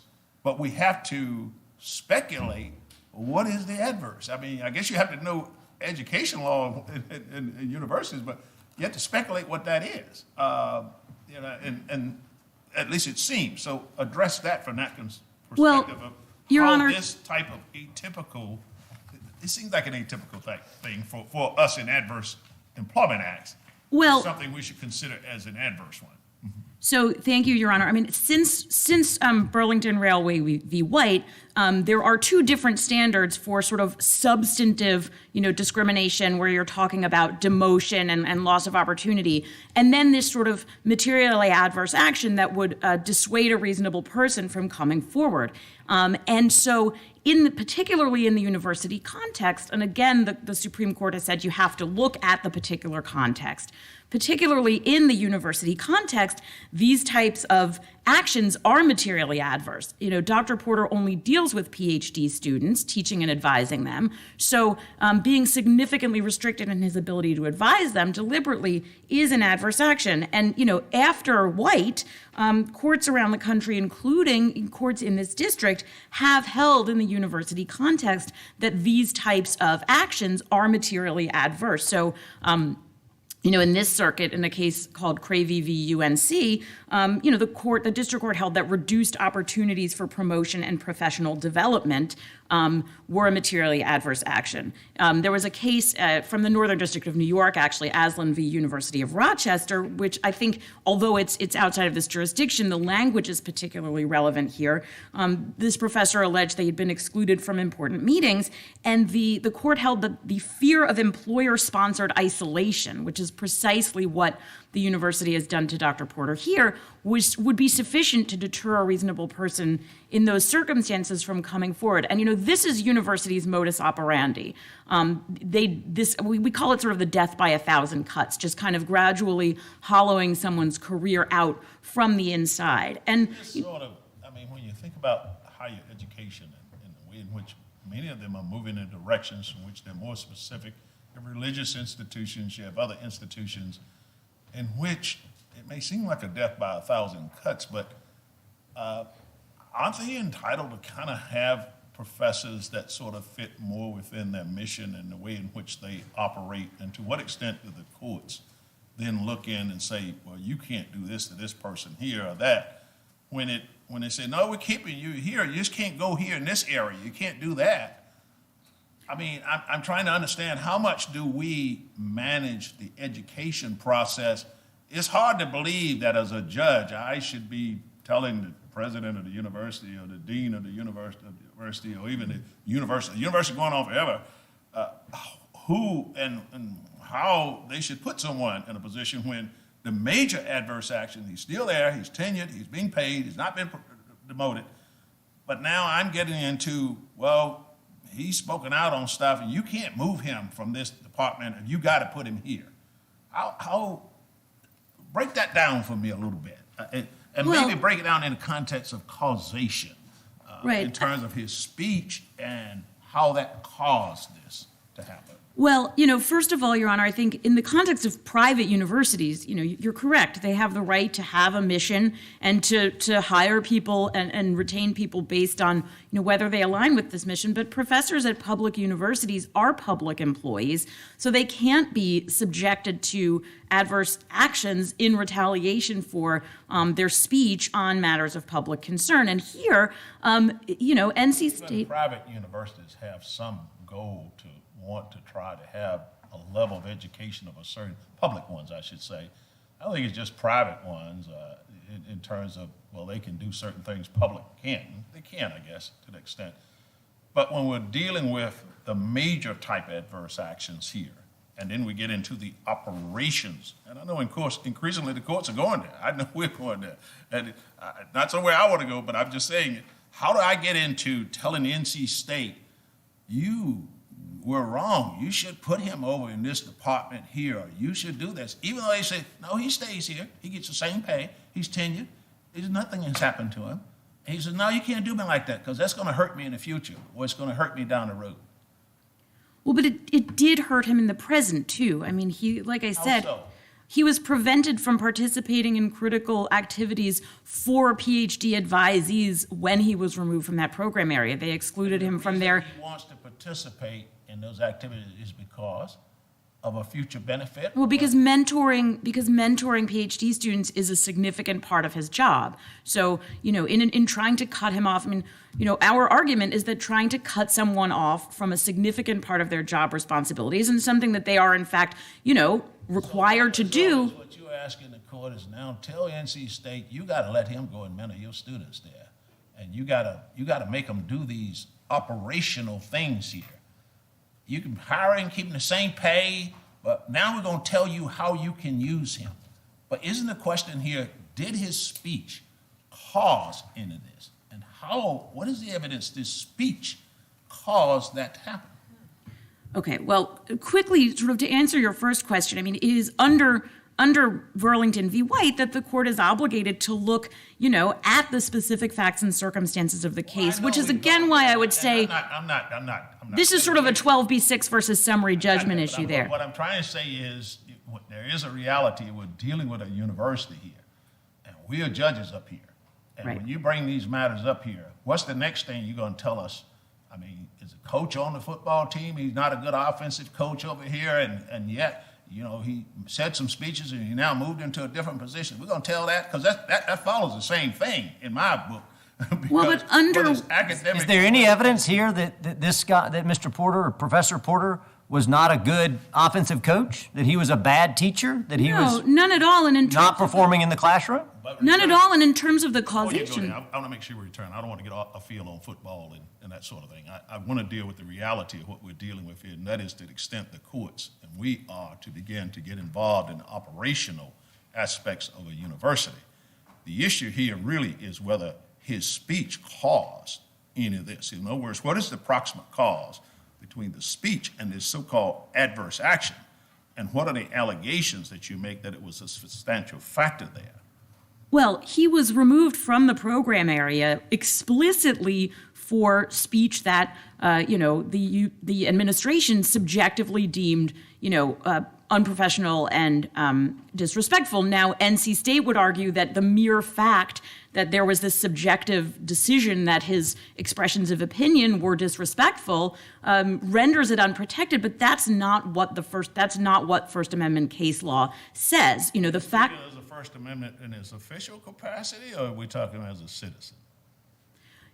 Well, he was speaking as a citizen on matters of public concern. The fact that some of the communications were made in the In workplace. his internal emails, he was speaking as a citizen on a matter of public concern? In his internal emails to the faculty about, I know your time is up, but is that when he was speaking as a citizen on a matter of public concern? Well, the most proximate expression that led to his removal from the higher education program area was his blog post about a conference that was not even an NC State conference being a, quote, woke joke. But his other communications, sending around an article in which NC State... That's the only one. The blog post is the one that's not as internal. In terms of where the communication was made, that's correct. But, courts look... I don't have any. I can Well, I just want to make sure that I'm clear. You do believe that just because it was sent internally does not preclude it from being a statement by a citizen on a matter of public concern. I mean, the courts have said that broadly. Like, the mere location of where the speech was made is not determinative of whether it is a citizen making a statement on a matter of public concern. Yes, Your Honor, that's correct. Thank you very much, Ms. Harris. We'll hear from Mr. David, representing the appellee. Good morning, and may it please the court. Eric David, on behalf of the Board of Trustees of North Carolina State University and the individual defendants, I'm here with my colleague Greg Gott. My co-counsel, Kari Johnson, from the North Carolina Department of Justice, intended to be here, had a COVID exposure this week. Glad you didn't bring it. Indeed. I'm glad our moot was last week. Your Honors, it is a quintessential characteristic of modern American society to presume that every annoyance or inconvenience we endure at work violates the Constitution. In your time dealing with the questions that have been presented by the court here, particularly insofar as the adverse employment action that's alleged here. Yes, sir. Well, Can you start with the suggestion that was made that in this case of First Amendment after Burlington, that it requires a major adverse employment action like getting fired or tenure being removed? You agree that that's not the right standard, right? Well, I think the standard is, would a reasonable professor, tenured professor of ordinary firmness be dissuaded from the speech? Right, but it's not after Burlington an adverse employment action. That's for discrimination claims, not retaliation claims. Well, there has to be material adversity. I mean, that's what they said in Burlington. It has to be materially adverse. It has to be more than a minor annoyance. Right. But the difference being it's not an adverse employment action. That's limited to discrimination claims. It's an adverse action that would dissuade an ordinary person from speaking. Yes, sir. It doesn't have to be a firing or a demotion or a loss of pay. That is correct. I think there's an important point to make. My friend on the other side said that the number of advisees dropped dramatically, I think was what she said in her argument. That is not in the complaint anywhere. There's no allegation in the complaint that he has a lower number of advisees today than he had in 2019. In fact, He never even had any. Yes, Your Honor, that's exactly right. Can I ask a purely hypothetical? And I acknowledge on the front end it's a hypothetical, right? So don't tell me this is different, right? I get that. It's a hypothetical. If NC State at this point in time, and I'm only focused on whether it's an adverse action, not the rest of the aspects of this. If Professor Porter was told, you may not supervise PhD students, right? He's prohibited from advising PhD students. Do you agree that that would have been an adverse action? I think in theory it could have been if all he did was work with PhD students and the university said... Not all. I mean, I don't want to hold the other facts. I mean, he also taught some classes, but it was a, substantial part of his job, but it wasn't the only thing he did, right? He also taught 4 classes, but so otherwise we hold it constant. But if he was told, you may not, you're precluded from advising PhD students. And I understand that's not where we are, but Your Honor, to I think answer that question, there has to be, if there's a nexus between the advising and the job. I'm assuming causation and all these other things apart, right? I'm just trying to figure out, would that be an adverse action? It could be, yes, Your Honor. I would agree with that, but that's not I know you told me not to say this, but No, that's it's not fine. the You can say it allegation. now, as long as you answer the question first. You Yes, can sir. say it now. Yeah, it really isn't the allegation here. There are 3, I think, buckets of what he would call adverse actions. The first was the removal from the higher education program area. Now, it's undisputed that he was not advising, did not work with master students, and the university reorganized in 2015 to have these two tracks.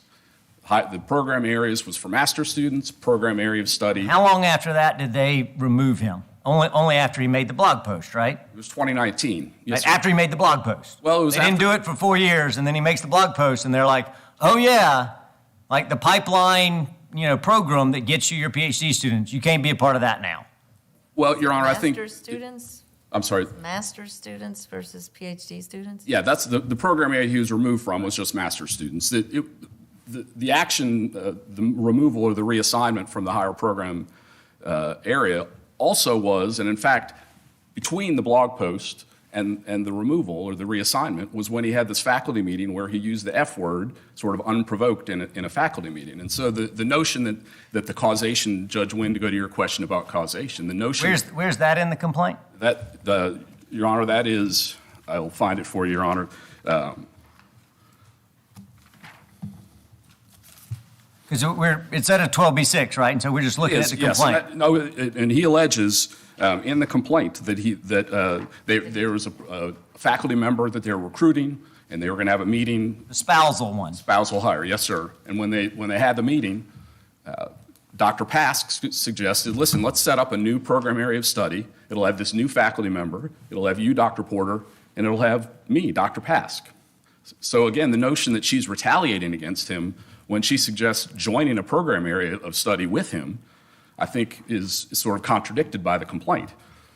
And then in the course of that meeting, he uses the F word in a frankly, unprovoked sense. There was no, and so shortly after that is when Dr. Pask wrote a letter and said, this is similar to the bullying we saw in 2016, and this is similar to the internal email where you attacked another colleague. And so connecting all that, she said, we've got to work on getting along.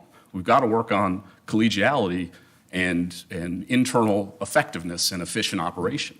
So the timing causation, there was actually this event in the middle that I think is just as much a cause for any reassignment that happened after that. Okay, you talked about the one bucket of adverse Yes, Your Honor. actions. What are the other two? So the second bucket is this a handful of meetings and a picnic that he says excluded from in 2019, and that sort of connects to this issue about the assignment of advisees. And what he says in the complaint is that's where we had an opportunity to recruit advisees, but there's never an allegation. Stop somebody from going to a picnic. I'm sorry, Your Honor. How do you stop somebody from going to a picnic? Well, that's the What would allegation. have happened had he shown up? That's the allegation in the complaint, so we'll take it as true, Your Honor, that it was in fact a quote-unquote exclusion. But What stops you from coming in the conference room with us? Right? The door's open, right? But you're not going to do it because you've been told not to. Sure. Yes, Your Honor, I agree. And again, we'll take the complaint's allegations as true on whether it was an actual exclusion or not. The problem is that the complaint is filed 2 years later, and there's not a single fact in the complaint of an actual adverse consequence for missing those meetings. Doesn't allege he's lost advisees. He doesn't allege that he's not, fewer kids are in his classes. He doesn't allege any, sort of consequence from missing this handful of meetings in 2019. And then the third bucket is this program area of study. There was a new program area of study established in 2019. Dr. Porter alleges that he wasn't invited to be in that program area of study. He says he was the only person not invited. But as we noted in our brief, Does he allege that he asked to be included? he does not, Your Honor. That as we pointed out in our Never brief. asked or indicated that he would like to be included in that program area of study based on the allegations in the complaint? That's right. He That's just, exactly right. again, wasn't invited, like the picnic. Exactly. And in fact, it turns out that he wasn't even the only person not in that program area of study, according to the allegations of the complaint. So, and this is why the district court, I think quite correctly, looked at all of this and said, these are all minor inconveniences, minor annoyances that even under Burlington are not materially adverse, and therefore. Here it is. I'm sorry. Here it is, paragraph 60, JA19. He himself alleges that he said, "Give me an effing break," folks, in the staff meeting. Yes, Your Honor, that's right, and thank you for pointing that to me. It is a fact in his complaint that he alleges, and again, the timeline there is important because the blog post was September of 2018. And The meeting. the timing is laid out in his complaint. That's right. That's exactly All right. you have Your to do Honor. is read his allegations. That's right. Taking it on its face. This meeting, which was completely unrelated to the blog post, said nothing about the blog post, was October 15th of 2018, so just 4 or 5 weeks later. And then right after that is when Dr. Pask wrote him a letter laying out her concerns about his collegiality and, frankly, his ability to get along with his colleagues. But that wasn't the only time he'd been warned about his lack of collegiality. No. That was just the last straw. Quite true, Your Honor. And the first time was connected to this meeting, an internal faculty meeting in the spring of 2016, where there was a discussion about a survey question, a course evaluation question. And as alleged in the complaint, what Dr. Porter questioned the junior faculty member about was the survey methodology. And that comment, it's a little vague what he said in the complaint, but even taking all that as true, there's not a word about social justice, there's not a word about diversity, there's not a word about wokeness. What he says is, I was questioning her about survey methodology, which is just doing my job, is what he said in the complaint. So, To the temporal proximity aspects that the trial judge pointed to. yes, sir. So on causation, I think the district court was, I think, clearly correct, and frankly was bound by Penley, this court's holding that said an 8 or 9 month gap is insufficient to establish temporal proximity. And this is a 10-month gap between the blog post and July of 2019 when he was reassigned from the higher education program area. And even said... We talked to your colleague about causation as being, approximate cause or substantial factor.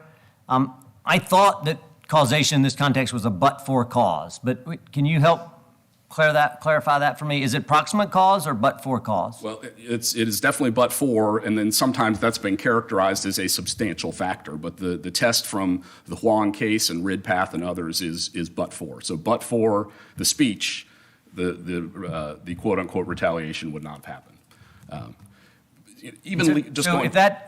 I get this too as a hypothetical, but if the speech was protected, right? Assume that all the speech, the three main instances that we've talked about, assume that was protected speech, then the fact that it was bullying or unprofessional, it would still be speech, right? And so it would still be causal. Now, when we get to balancing, that might go away. But wouldn't that, if we agreed it was all protected speech, hypothetically, as the district court did below, then wouldn't we sort of look at that from that perspective? Well, yeah, if we were to sort of set it as all of the speech is protected, which, as you know, we dispute a But the lot. district court assumed that below. Didn't even analyze that question, Your Honor. Right. That's right. Then you can sort of prove causation a number of ways. One way is temporal. And Right, but what my get is that, like, if it's protected speech, and they say, well, but it was bullying speech. Well, if it's protected but bullying, it's still protected speech. It still causes the adverse action. And maybe at the Pickering balancing, the fact that it was bullying, you win, right? I understand that.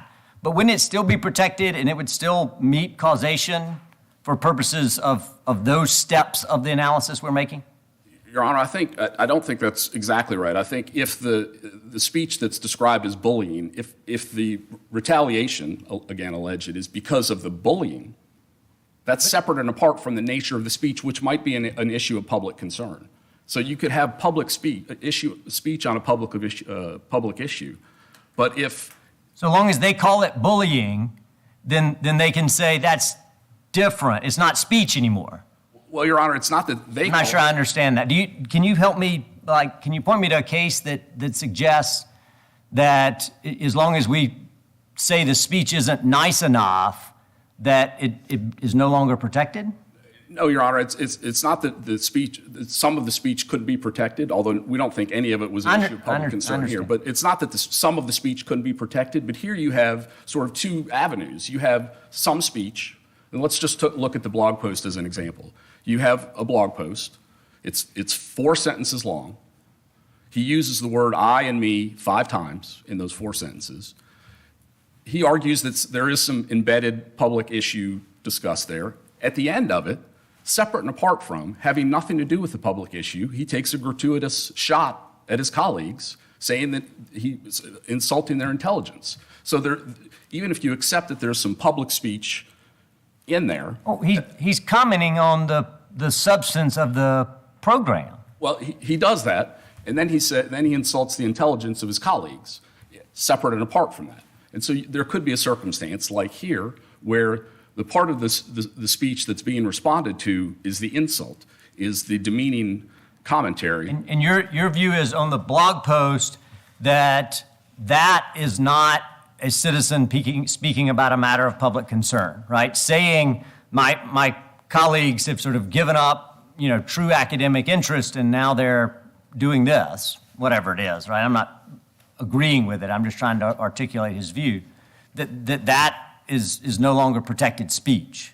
Well, Your Honor, I think under Goldstein, it isn't. The Goldstein test, I think, which has been applied many times since, would the public be truly concerned with the topic being discussed? And it's hard for me to imagine, and they really don't argue that the public would be truly concerned with what's going on at an academic conference, what the topics of the speakers are. That the notion that this is something the public. Like you think if we hypothetically, if we went, into Google News and we typed in woke university, right, and that nobody'd be interested in that. Like we probably know articles about it. It probably hadn't come up on social media or. Nobody's talking about that? Well, what he's talking about, Your Honor, is an academic conference and what the speakers are talking about at the conference. Now, in his brief, he talks about what was animating his concern, what was in his mind as he was saying these comments. But that's not what he actually said. The court has to look at the words he used. You understand the blog post not to be talking about the overtaking of university and academia with woke subjects, as he describes them, instead of, traditional academic interests? Your Honor, obviously the title. I get you got good arguments here, but that doesn't seem like. Your Honor, when the title says woke, has woke in it, I certainly understand that there's some embedded content in there. What I'm saying is that at the end of the comment is a gratuitous insult, which really has nothing to do with the public issue or the issue of public concern. But nonetheless, I certainly concede that the blog post is a closer question than the first 2 internal communications. But I think applying that Goldstein test, I do think it is important to say, is this something the public would be truly concerned with? And that is a judgment that the court can make as a matter of law. And I think it's important, with a few minutes left, to add the overlay here, which we haven't talked about yet, which is qualified immunity. Because Dr. Porter has to not only establish that he's pled a claim under Twombly and Iqbal. But you still would have the injunctive relief as an option. It would address damages only. Qualified immunity would. For the individual defendants, yes, right. Yes, that's correct, Your Honor. But just to make clear that in Krauss and other cases, this court has said you have to these issues of law in the McVeigh analysis have to be resolved by clearly established law. So their burden is not just to meet Twombly and Iqbal, it's to meet Twombly and Iqbal with clearly established law at every step of the analysis. And so we think, from adverse employment action all the way through McVeigh, there are 4 factors. The basis for determining whether a matter is a matter of clearly established law from your view. Your Honor, you have to look at the cases, and of course, as this court has said, the key challenge is how do you define the right? And they, in their brief, this is how they define it, page 39. And pretty much the Supreme Court and over the years has been moving in a particular direction on that, and increasingly moving that has to be something specific from the Supreme Court or from this particular circuit, not even a district court decision reaches for it in the many qualified immunity cases that are out there. And So in order to be able to establish that this is a matter that is, you can reach this without even getting to the question of the Constitution violation. They go straight to it. And I'm just wondering, what is it here that you say does not make this clearly established law? Well, Your Honor, really at every step there was at best a close question, right? So the only case they cite that would satisfy this, either Supreme Court or circuit law, is Adams. But in Adams, the question in Adams was very narrow. That is, there's speech that is conceitedly on a public interest topic. The question there was that specific is the inquiry into, in other words, what is it that is being argued that is clearly established? I mean, you could get pretty general. If you got general enough, you can get just about anything clearly established. But that's right. But the Supreme Court gets a little specific on these things. I would probably be more general on it and say, yeah, it's clearly established. These things happen, but it's been pretty daggum specific on it. So what is it here that is supposed to be clearly established? This is the way I would establish it, Your Honor. Where you have comments whose predominant focus was on disruptive personal attacks rather than issues of public concern, and the de minimis action that the university took were primarily directed at insulating colleagues from this the poor behavior, not the viewpoint, then qualified immunity should apply. So for those reasons, we would ask that the court affirm the judgment below. Thank you, Mr. Thank you, Your Honors. Sorry. Ms. Harris, you have a few minutes. Thank you, Your Honors. I'd like to address a few things that my colleague here said and draw your attention back to the fact that this is a 12b6 motion. And a lot of what NC State disagrees with is the facts that we've pled in the complaint. So, for example, he says that the higher education program area pertained just to master's students. And so, Dr. Porter being removed from it when he only worked with PhD students is inconsequential.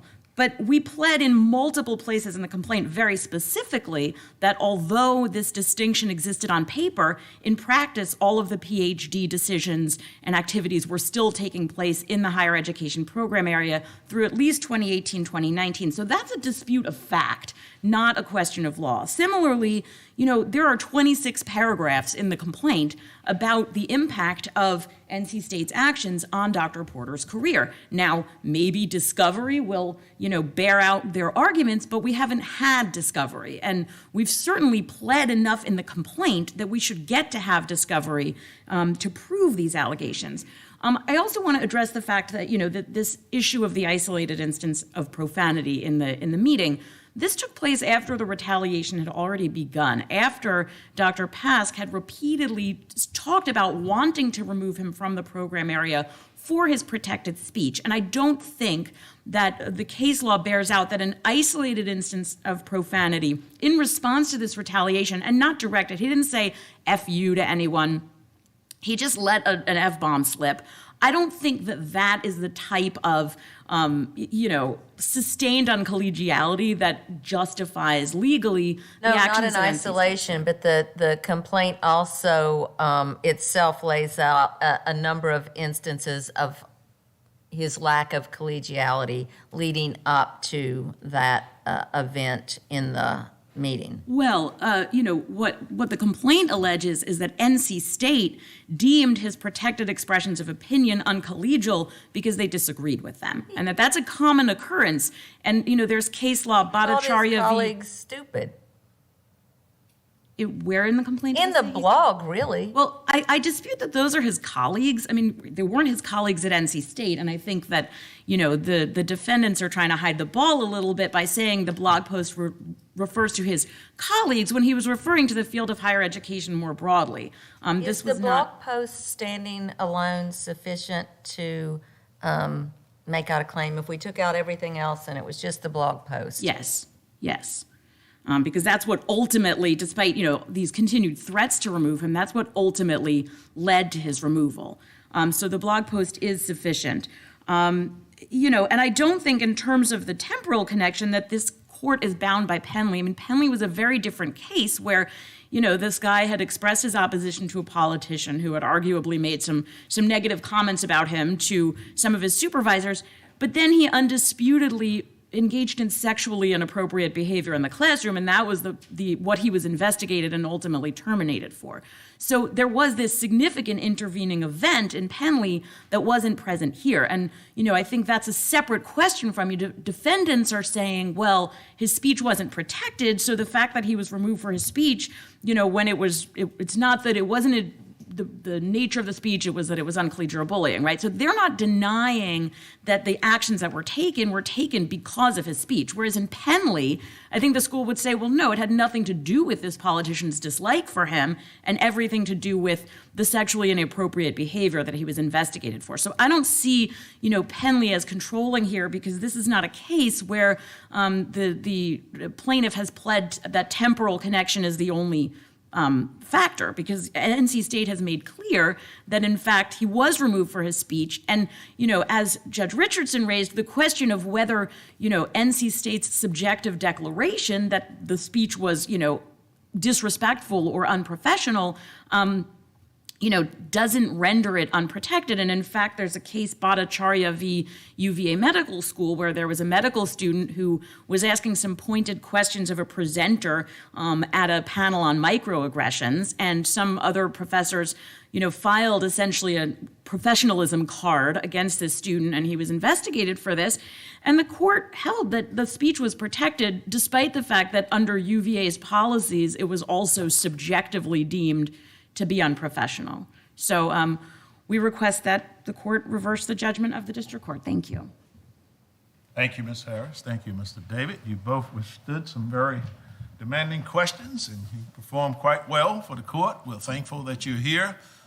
You heard me said you're now accepting a virtual handshake from us, and maybe in the future we'll be able to shake your hands in person. Thank you. We will move to the final case of the day, King versus the Ward Rowley.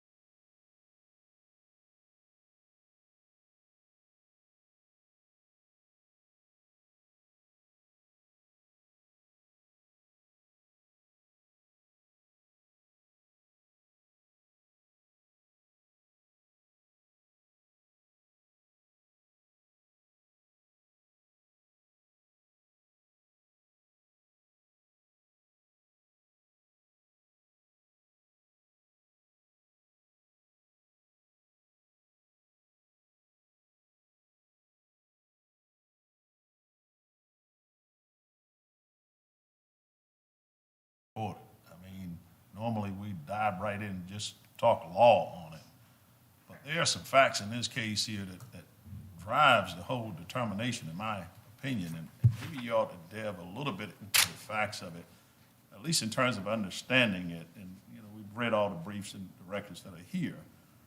But it really seems like it's an incredible case, from my perspective, of what occurred here. And I don't quite understand how it occurred, so maybe that'll be helpful to me, because I'm still trying to wrap my head about it. How does this happen in a prison, in a mental prison unit? It's just mind-blowing, but I don't want to move it further than that. No, and that's exactly right, Your Honor. So speak a bit, just a minute or two on the facts. Make sure we're all in agreement as to what those facts are. Okay. So on April 7th of 2017, in the Intermediate Care Services ward of Kirkland Correctional Facility, which is a high-security area, and that intermediate care area is where the mentally ill, sort of more than kind of your garden variety mental illness that you see in the general population, but sort of a more Have a mentally reason ill. for putting them in this unit because of demonstrated mental illness of some sort? Yes, and that's correct, Your Honor. All of these people in here are mentally ill and in prison. And in prison, and you also have sort of low-level offenders in the same security area as the level 3 high-security What does inmates. that mean? That means someone who's maybe a It means small it's felony or murderers are all together. And murders and rapists they are all in have there a mental condition. with forgery people and, sort of less aggravated and violent crimes. So all of these people are in the same area. There are 2 ward keepers in this area, both of whom were serving sentences for double homicides. Do you think, I just want to make sure I understand, and I want you to stay with the facts, but it just struck me. Would it ever be permissible for a prison to use ward keepers in this type of a facility? Like in this, where we're talking about? I mean, I would argue that's sort of an inherently dangerous policy decision to make. I mean, I don't know that there's anything And do you also think that if somebody has a past of violence, that they can't be made a ward person? I think that is just simply common sense. I think if somebody has got a past history of extreme violence, that person has no business. What's a ward keeper? So a ward keeper is somebody who kind of generally has access. Somebody, you mean an inmate? Well, an inmate, I'm sorry. One of those inmates who's there in prison and mentally ill Yes. is chosen to do what? So they get to sort of tend to the area by ways of sort They of. are out of their cell from 6 a.m. to 6 p.m. Unattended and largely unregulated, it seems, That's correct? Exactly right. And one of these 2 ward keepers was not just violent in the past, but in the immediate past, had tried to kill his cellmate Yes, Your fairly Honor. recently. Yes. And then these 2 ward keepers murdered 4 other inmates in the span of 2.5 hours Yeah, 3. on the defendant's watch. Yes, Your Honor. I just make sure we all agree in terms of the facts. And Judge Richardson bring great points. I think I'm just trying to understand it. We have inmates, and these 2 have tremendous violent past. They are mentally ill or something's wrong, and they're still in a high security place, and they are made ward keepers to do what? I mean, what do they do? I understand they walk around, nobody looking at them? They walk around with, well, somebody's supposed to be looking at them, but I mean, they have free range of this area. Under the facts here, it looks like No, no one could have been looking at these. no, absolutely not. They murdered 4 people, exited that ward, and turned themselves So they in walk into a around separate these building. documents, and the first murder happens at what time? I'm sorry. It was shortly after. 7 something in the morning? Yes, Your Honor. And they continue and commit entice 4 different individuals into their cell, kill them, put them under the bed, and only by 10:30 or so do they walk over and tell someone. No one came found it. That's exactly, Your This Honor. is the most incredible set of facts, I must say. I could absolutely imagine in a prison setting, but I don't want to go there. I don't want to prejudge it on the facts because the law controls this case. And I mean, it could be incredible as heck, but doesn't mean they don't prevail because the law controls this case. But I want to make sure we have the facts straight. well, those are the facts, Your Honor. And, sort of the gravamen of our argument here is that there remain a number of genuine issues of material fact that ought to be properly. Going to the law, intertwined with the facts, I understand based on the allegations in the complaint that Sergeant McCann, who was supposed to be doing security checks, that is, walking by the cells and checking that everything was secure, walked by this cell where 4 inmates were killed 4 times during the span of this time that the inmates were being killed, correct? That is accurate. And that's alleged in the complaint. But as to the other defendants, what specific allegations are there to the other defendants that they had knowledge or failed in some way? Well, so after there had been like a hostage situation in that particular area back in 2015, they installed some video cameras and as one of their security measures. And so there are a number of kind of issues about who is supposed to be monitoring those video cameras. I mean, who's supposed to be seeing some of this dereliction that's happening. And so that was really sort of the... Video cameras don't go in the cell, though. They wouldn't know what's happening in the cell. you're saying that they should have seen McCann wasn't doing, McCain or McCann, McCann? whichever, wasn't doing his job? Yes. I mean, I think, again, the reason for the. Why is that? Help me just connect that to me for deliberate indifference purposes, right? Sort of, knowledge of a substantial risk of serious harm and. That's exactly and not- right. I mean, it sounds, I think you got a great negligence case, right? But what I'm trying to understand is mainly for the others, but for McCann too, like, why do we go from negligence, which seems abundant supply here, to deliberate indifference? Well, so if we start with sort of McCann on the deliberate indifference. Maybe start with the others and then come back to McCann. McCann might be easier. Start with the others. Okay, so on the other ones, again, the purpose of having these cameras is to sort of ensure the security of this area. There are a number of issues about like who is supposed to be monitoring this and why, what they're supposed to be doing. And of course, there's a lot of sort of conflicting information about that. But I mean, the issue here, though, is that they had sort of noticed that that something had happened in this area, and that there should have been some sort of shaking out about who should have been monitoring this, So the just level all of these it. other defendants as a whole, you're saying, should have been monitoring the video cameras? I mean, those who were in various supervisory roles. I mean, yes. And again, when you look at the record in this case, it's not very clear who had those responsibilities, I think probably in part because once SLED came in and began to conduct their investigation, SCDC just stopped doing any sort of, looking into this. I believe it goes back to a jury question, frankly, about who had sort of the role of monitoring But it goes back this. to the complaint, too. Where in the complaint do you identify any personal knowledge or failures on the part of any of these other defendants other than McCann? Your Honor, maybe while they are giving their presentation, I will go back and sort of review that and see if I can give you an answer, Your Honor. In the context, I guess I want to just make sure that I understand the argument as best I can. I mean, I understand you just said they should have done better, right? Like they should have watched the video. They should have seen McCann wasn't doing his job. They should have told McCann to do his job, right? But should have is negligence, right? Should have, could have, like all of those are phrases that were like, negligence, right? Like you might have a federal torts claim act case, not federal, but you might have a state tort claim act. I don't know whether you do or don't. That's none of my business, right? But my point is that sounds like negligence, and there's plenty of that. But that's not enough, right? I think you acknowledge that's enough. And so help me get to how I go from negligence. They should have known better. Well, absolutely. And they did know better. So I want to say, I think our claim against McCann is much stronger than against sort of these other members who, should have been monitoring the camera. But I think a lot of that really needs to be sort of resolved at the trial level because there was a lot of sort of lack of information, forthcoming information on the part of various actors. Well, your during complaint has to get past this stage before it ever gets to the trial level, which is why we're asking you about the allegations that they had knowledge. And that's what you say you're going to Yes, identify on rebuttal? Absolutely, Your Honor.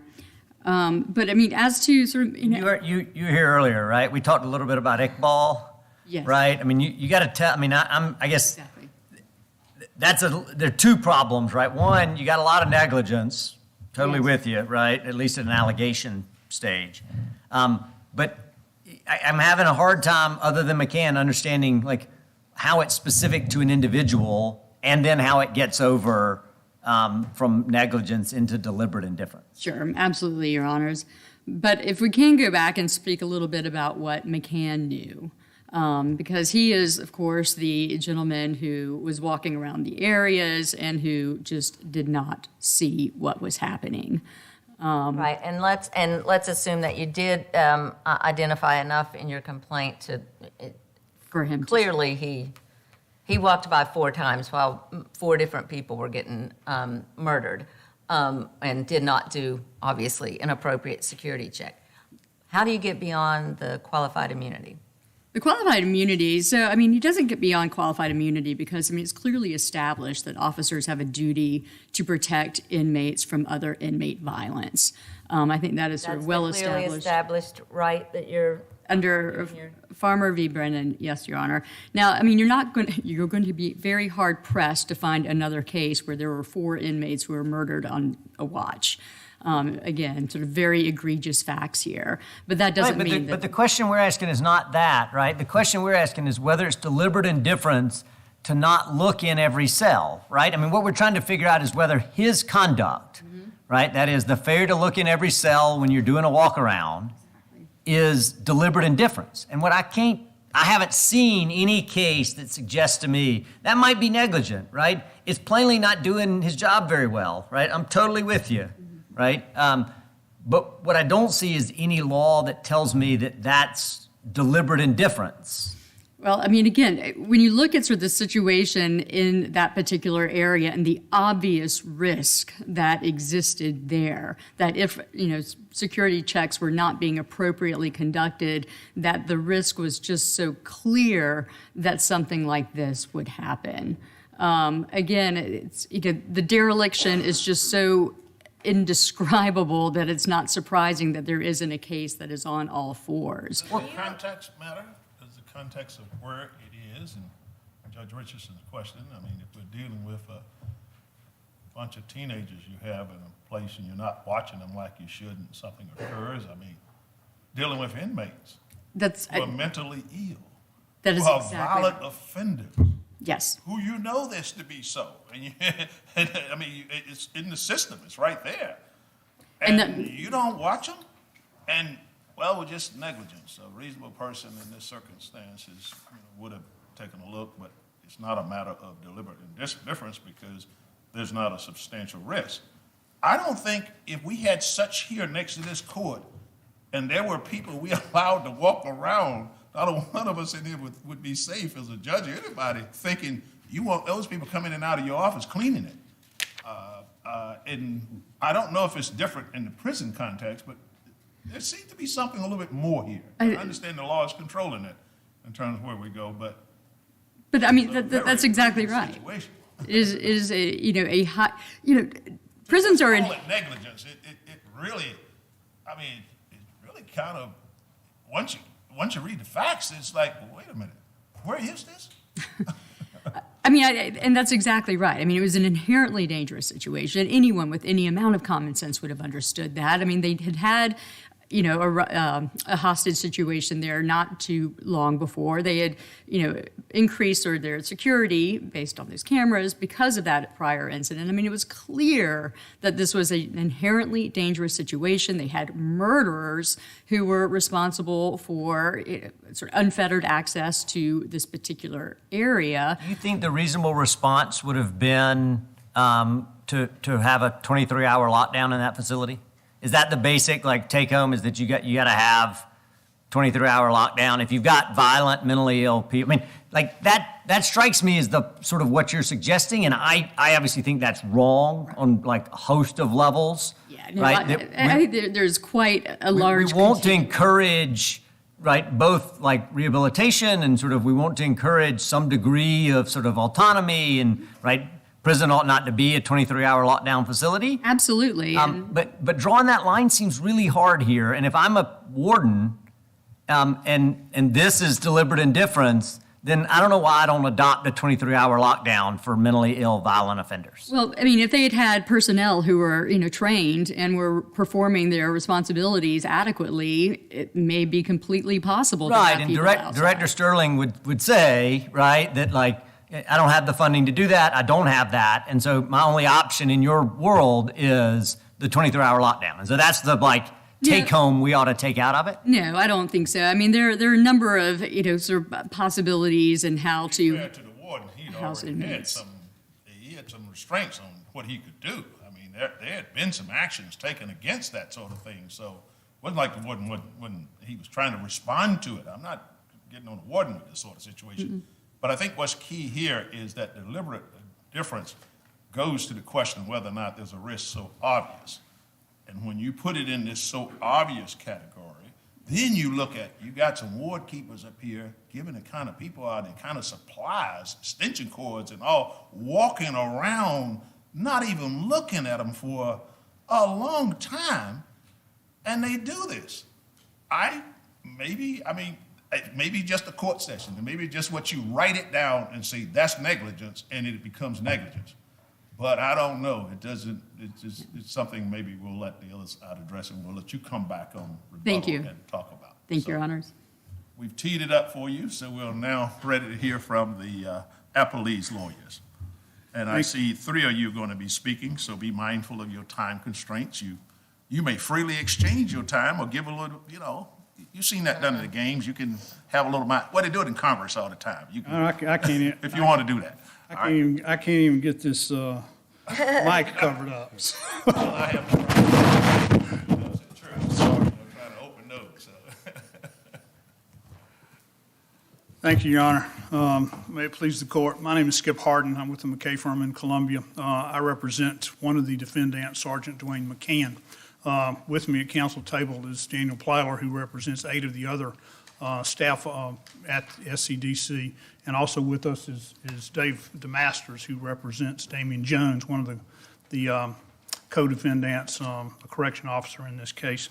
Your Honor, Can you start with, when we talk about actual knowledge, right? We talk about knowledge of Mr. McCann, or Sergeant McCann, sorry, I don't mean to be, but McCann's actual knowledge of these 2 individuals' prior criminal background. I mean, it seems like there are lots of things that these folks have done, but we got to show that, and the complaint has to show that McCann knew about them, right? It's like his actual knowledge, not what he should have known. yes, sir. Yes. Can you talk about what the evidence or what the record, the complaint shows that McCann actually knew about these 2 inmates? Your Honor, the complaint is fairly sparse in terms of what McCann actually knew.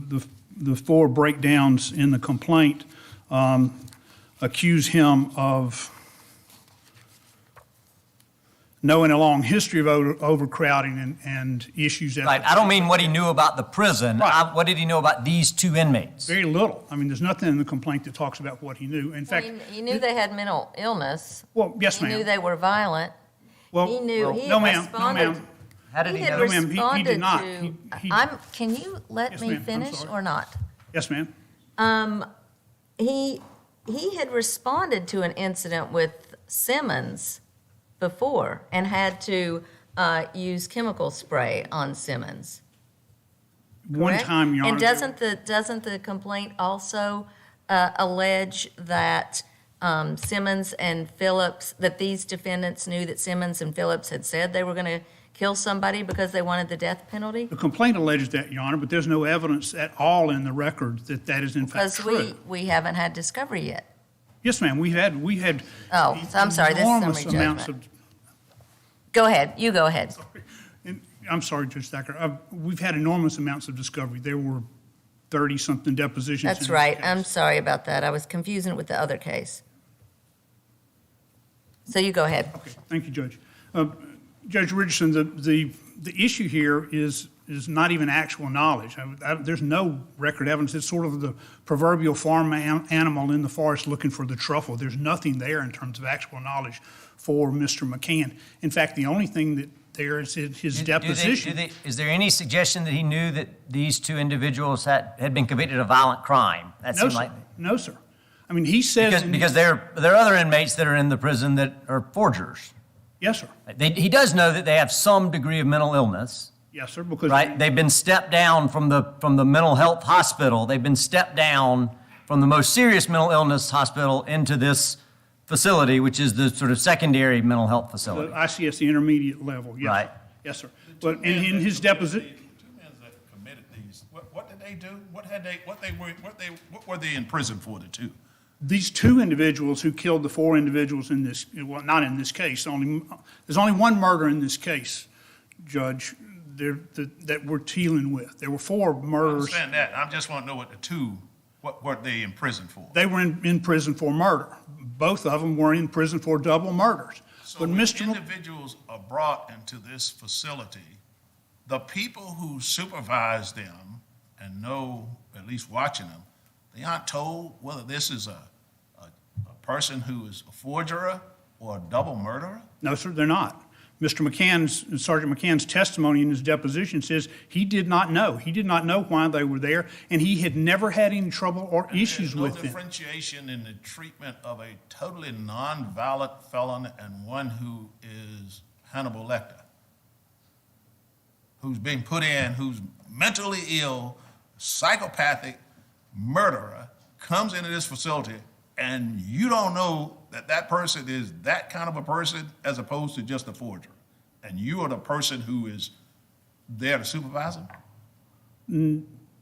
The correction officer will not know exactly why they're in prison. Well, I mean, The if correction- they're, I'm sorry, if they're Hannibal Lecter, they might be housed in the high-level mental illness. Judge, I don't want to get off track with an extreme example. I use that to say, basically, it didn't matter who they were. You don't tell the people there at all who this person is and what he's done in the past? Your Honor, I represent Mr. McCann. He said he did not know and had never had trouble and issues with these defendants. Well, he had What, a disciplinary under oath, he- report under on oath? Simmons. Under oath? Yes. A disciplinary report as a sergeant on Simmons some 4 months before these murders.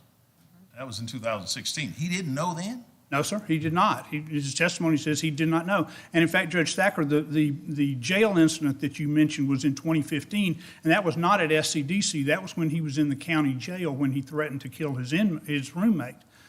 SCDC didn't know that. Where was the incident where chemical spray had to be used? That was at SCDC. Was that with Sergeant McCann? No, sir. No, ma'am. All right, did Sergeant McCann know what the purpose of the security check was? Yes, ma'am. There's a great deal of testimony about the security checks and what's supposed to happen. He testified that they were supposed to happen every 30 to 40 minutes and that he was trained that he was supposed to make a round and look in the windows and look at other things that are going on the yard. These ward keepers who were appointed by the counselors, not Mr. McCann, he didn't have anything to do with their being appointed ward keepers and did not control who would be ward keepers. Who are the counselors? What's their role in the prison? Counselors are technically security officers, but they are mental health counselors, and they have an office right there in the Sally Port between the A wing and the B wing. And they're making judgments about who would be a good ward keeper based on what information they've got. Exactly, Judge Richardson. Just who would be. They make the recommendation about who would be the ward keepers. They're not named in the complaint? These two? The counselors, no, ma'am. Are not named? No, ma'am. And those counselors made the decision, not Mr. McCann, about, and not, in fact, none of It sounds to me. I'm sorry, To Judge? me, you wouldn't tell anybody anything. Why tell anybody anything if you feel like, when you have an instance like this, you wouldn't even tell anybody what anybody is convicted of, the risk of the danger or anything, none of the keepers or any of it, because you don't want to create a situation where they know something. But no, You can Your Honor, come to court and say, okay, you got two guys who are double murderers, who you make war keepers, and you give them cords and everything to walk around with.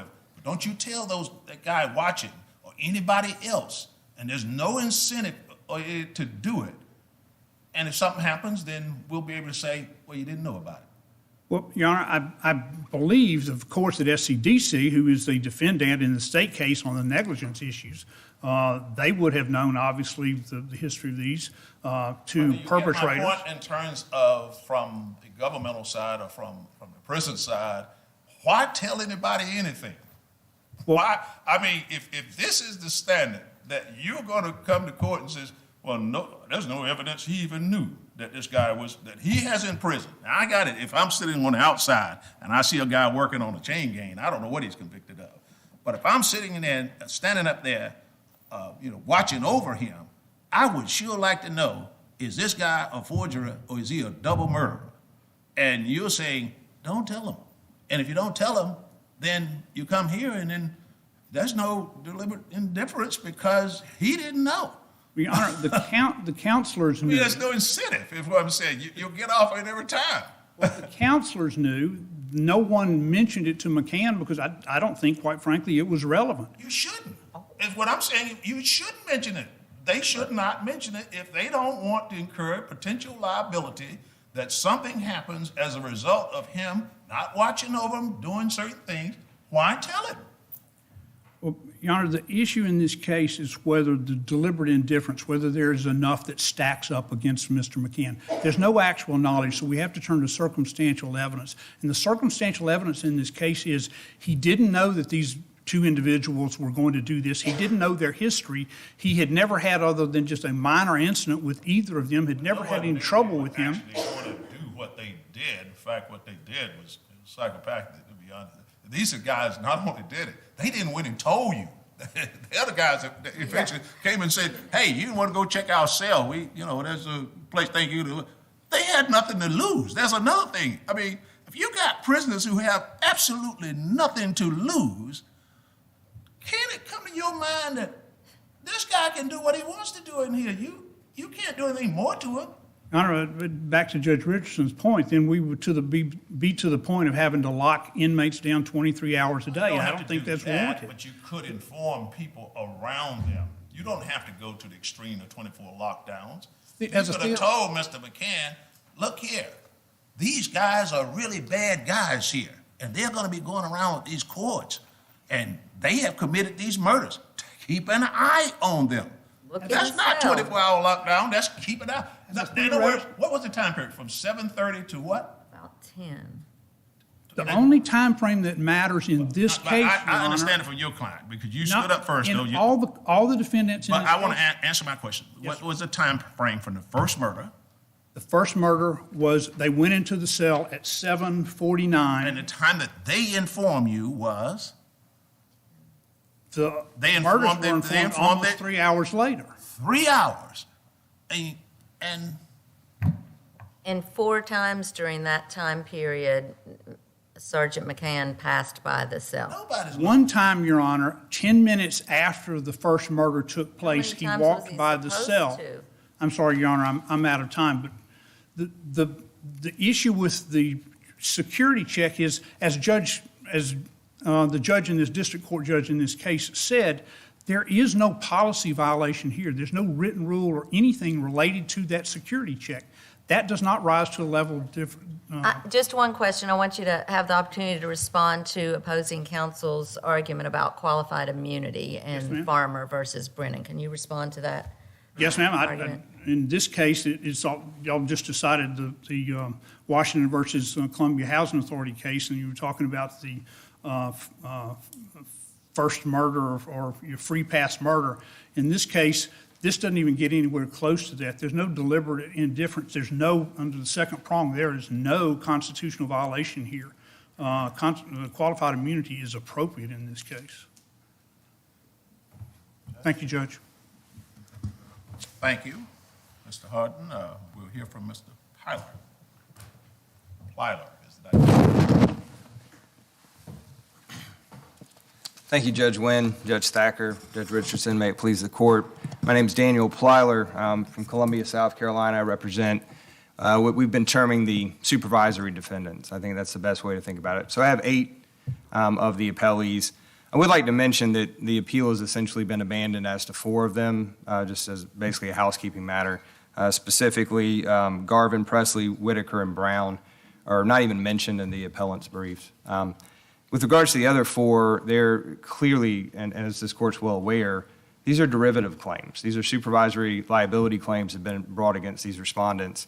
And it's a derivative claim according to Evans v. Chalmers and the long history in this court. So I have to kind of argue about both, because if you don't have the underlying constitutional injury, you can't even get to the supervisory liability claim. And in this case, the appellants have failed, despite lengthy discovery, to come up with evidence that would support a deliberate indifference claim.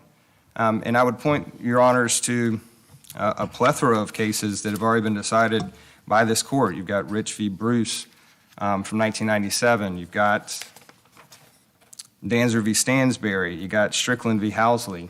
All of those that dealt with situations, essentially, where a correctional officer made a negligent decision during the course of his duties that unfortunately resulted in someone being harmed. And all of those cases resulted in murders. It's telling when you look at the case law in that situation and then compare it to these facts. Would you say there are inherent risks that would lie in a facility with the kind of, we've kind of said it over and over again, what it's about Are there inherent risks here of allowing board keepers, double murderers to have this and to go around, walk around and nobody sees them or monitors them for hours? Your Honor, first, there are inherent risks in prisons in general. I want to know about this one. Well, and I'm happy to, This mental facility. thank you, Your Honor. One is put in which these two individuals are known, convicted violent offenders, one of which had something recent.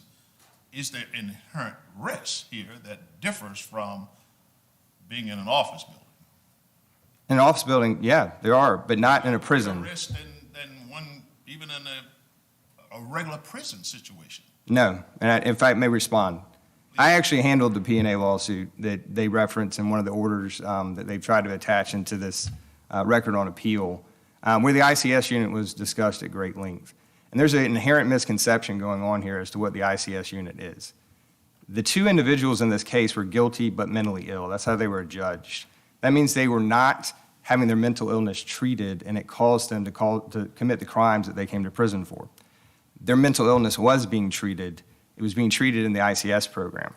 So to sit here and suggest... Don't you think that the fact that these two individuals, over a period of time, systematically kill 4 people, walk into the office and say, go look, you don't think that even a common person can say that's a mentally ill person?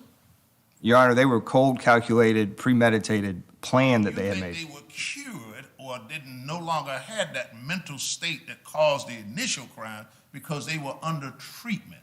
Actually, if you compare Jacob Phillips' initial crimes to what he did on April 7th, 2017, I think anyone would see that, yes, he is now coherent and calculated. And if I'm calculated and easy in which the way he did it, it was, man, I tell you, it's about as calm as anything you ever see.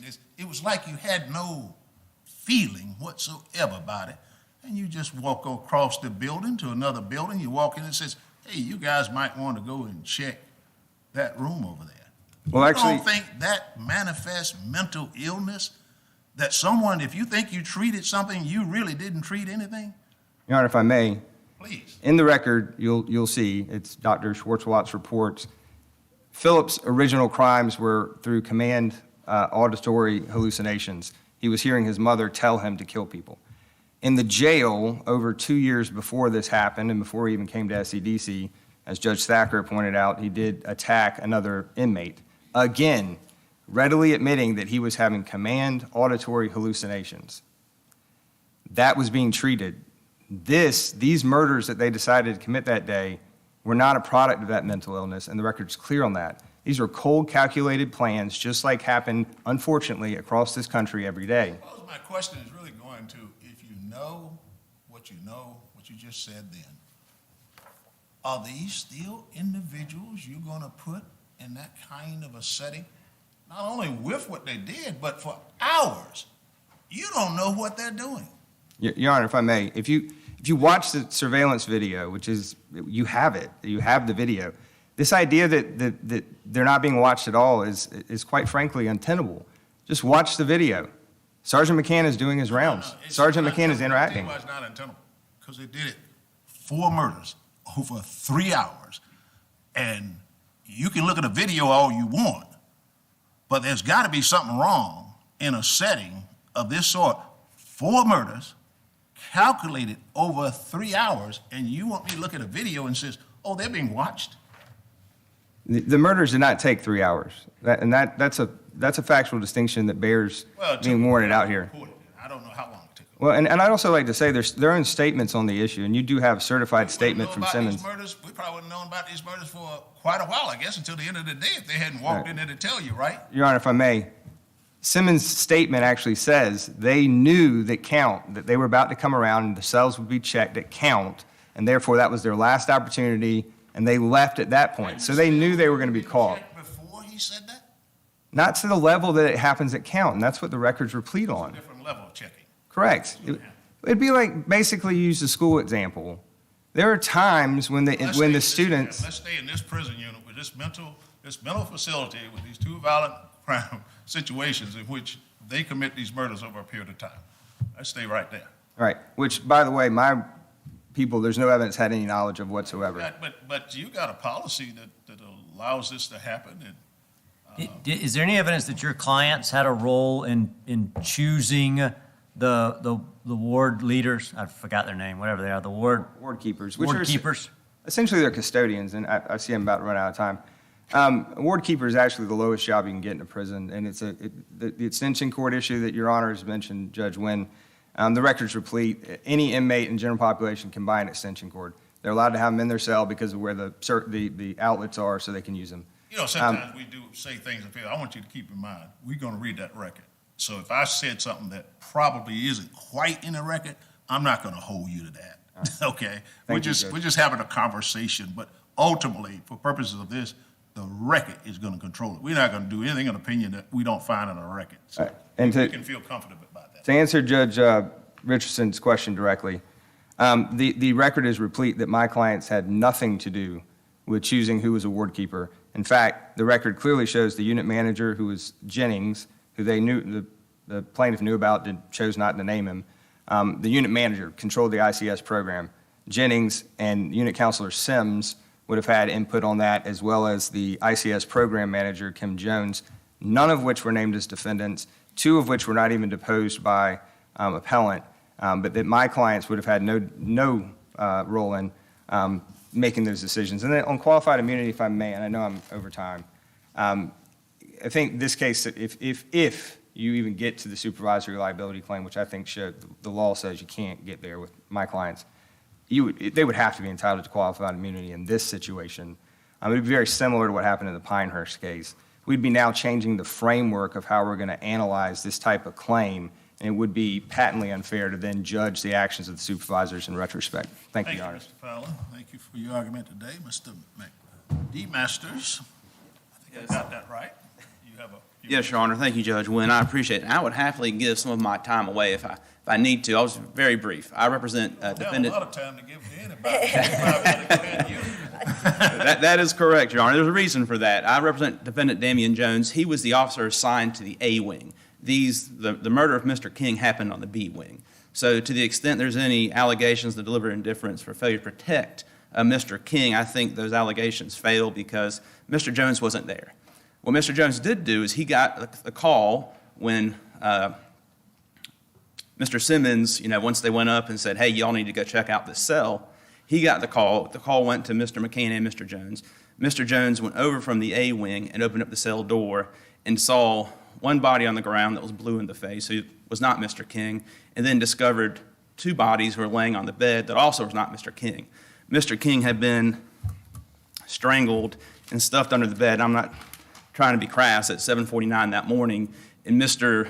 Jones didn't get there until approximately 10:30 later. All those other cases have been settled.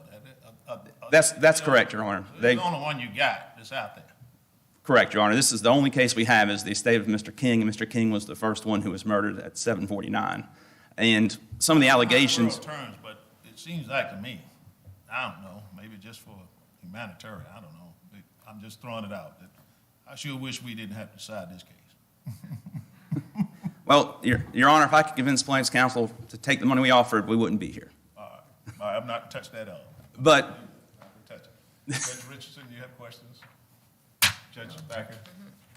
Any parting remarks you'd like to give us? Just that Mr. Jones or Mr. McCann even saw Mr. King, who was under the bed when they arrived there. So the allegations against Mr. Jones were essentially we failed to provide life-saving care. We failed to provide CPR.